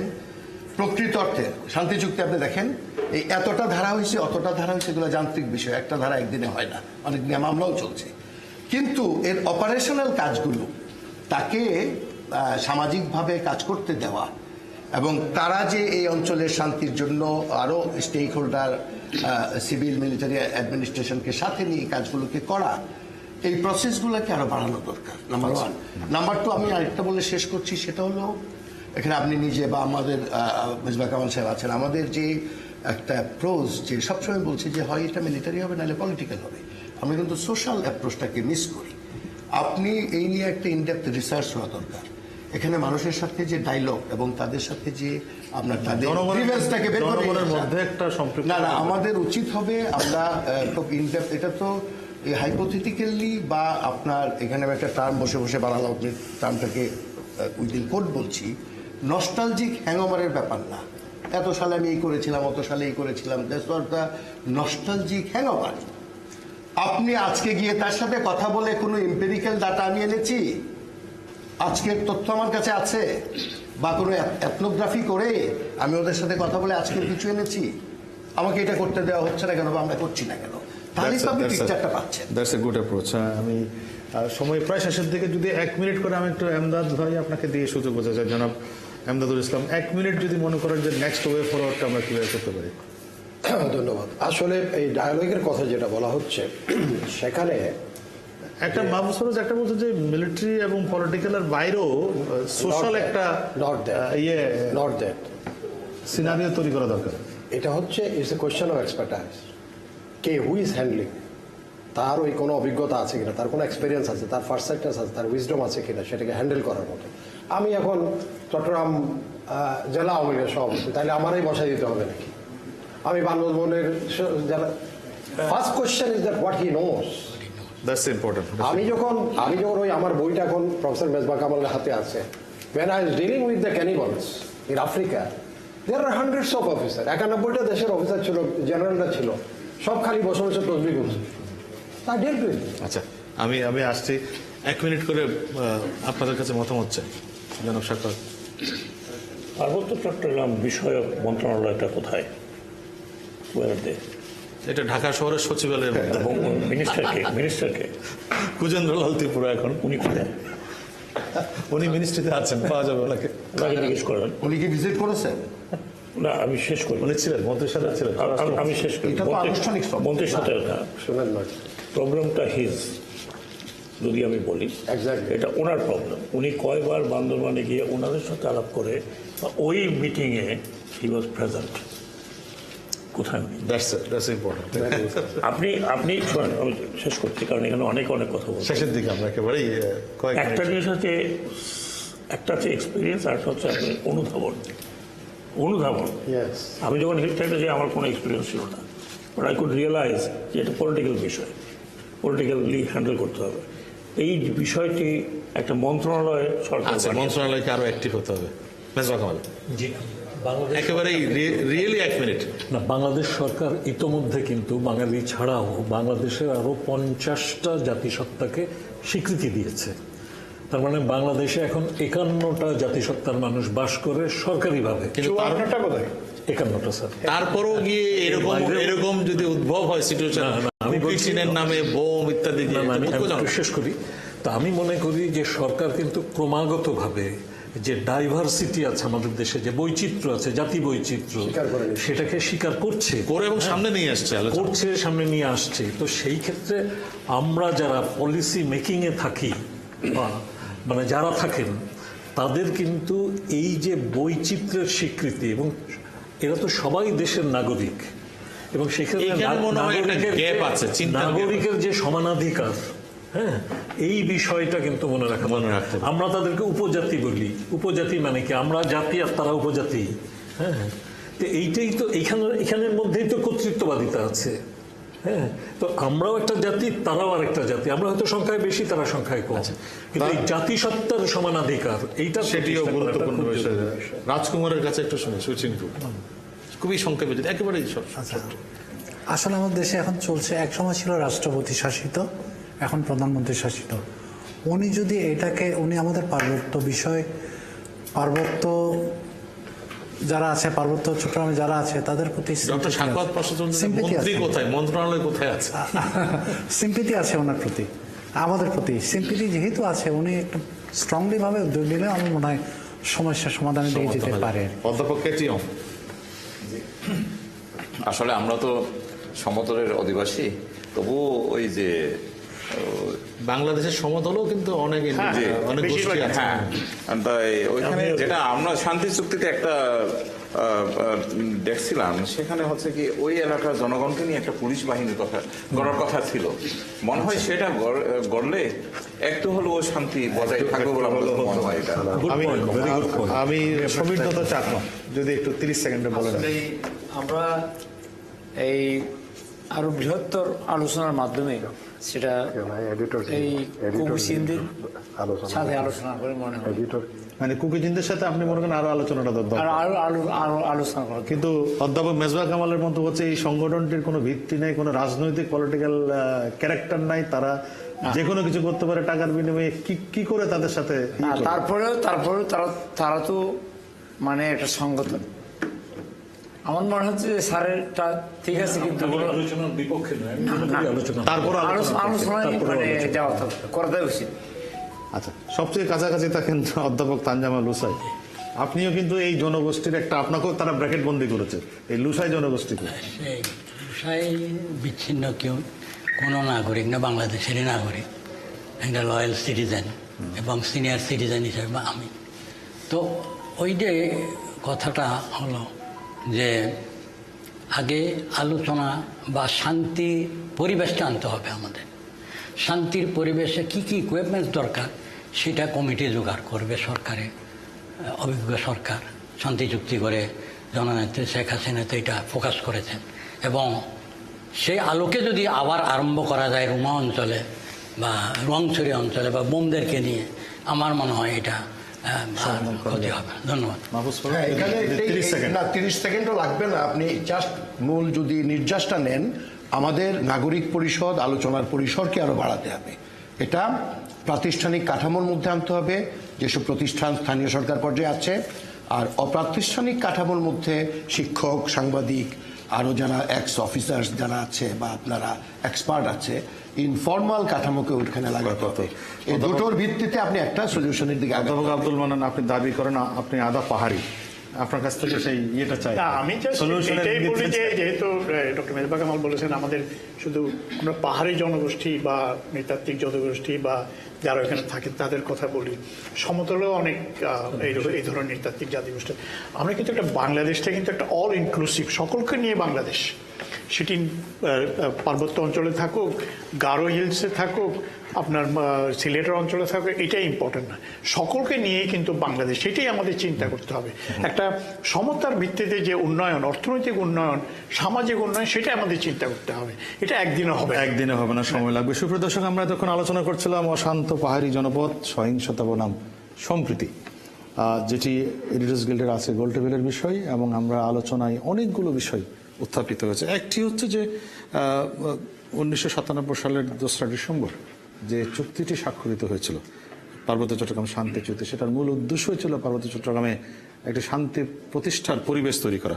সেটি বহমান, সেটি বিদ্যমান, এবং তার মধ্যের সেটিকে অব্যাহত রেখে আমাদের সামনের দিকের পথ খুঁজতে হবে। কুকি চীন যে সংগঠনটি, এখানে নানা মন্তব্য এসছে যে এই সংগঠনটির কোনো আদর্শ ভিত্তিক নেই, তাদের কোনো পলিটিক্যাল এজেন্ডা নেই, শুধুমাত্র একটি আকাঙ্ক্ষা নিয়ে তারা যে কোনো কিছু করতে পারে। তারা হিন্দাল সার্কিয়ার সাথেও ট্রেনিং প্রোগ্রাম করতে পারে টাকার জন্য, তারা আরও কিছু করতে পারে, যেটি আরও আমাদের ডক্টর সাখাওয়াত বলেছেন যে বই শক্তির ইন্ধন কিংবা অভ্যন্তরীণ শক্তির উস্কানি, এটিকেও কিন্তু ছোট করে দেখার উপায় নেই। কারণ জিও পলিটিক্স এখন একটা অনেক অনেক গুরুত্বপূর্ণ বিষয় হয়ে দাঁড়িয়েছে, বিশেষ করে এই অঞ্চলে মিজোরাম, মণিপুর, মায়ানমার, এদিকে বাংলাদেশের কিছু অঞ্চল নিয়ে কারো কারো যদি মনে কোনো অশুভ স্বপ্ন থাকতে পারে, সেটাকে দুঃস্বপ্নে পরিণত করাই কিন্তু আমাদের লক্ষ্য হবে। এবং তার জন্য যেটি দরকার, সবাই বলেছেন, একটা পলিটিক্যাল অ্যাপ্রোচ নিয়েই, এবং মাহফুজ পারভেজ চান যে পলিটিক্স এবং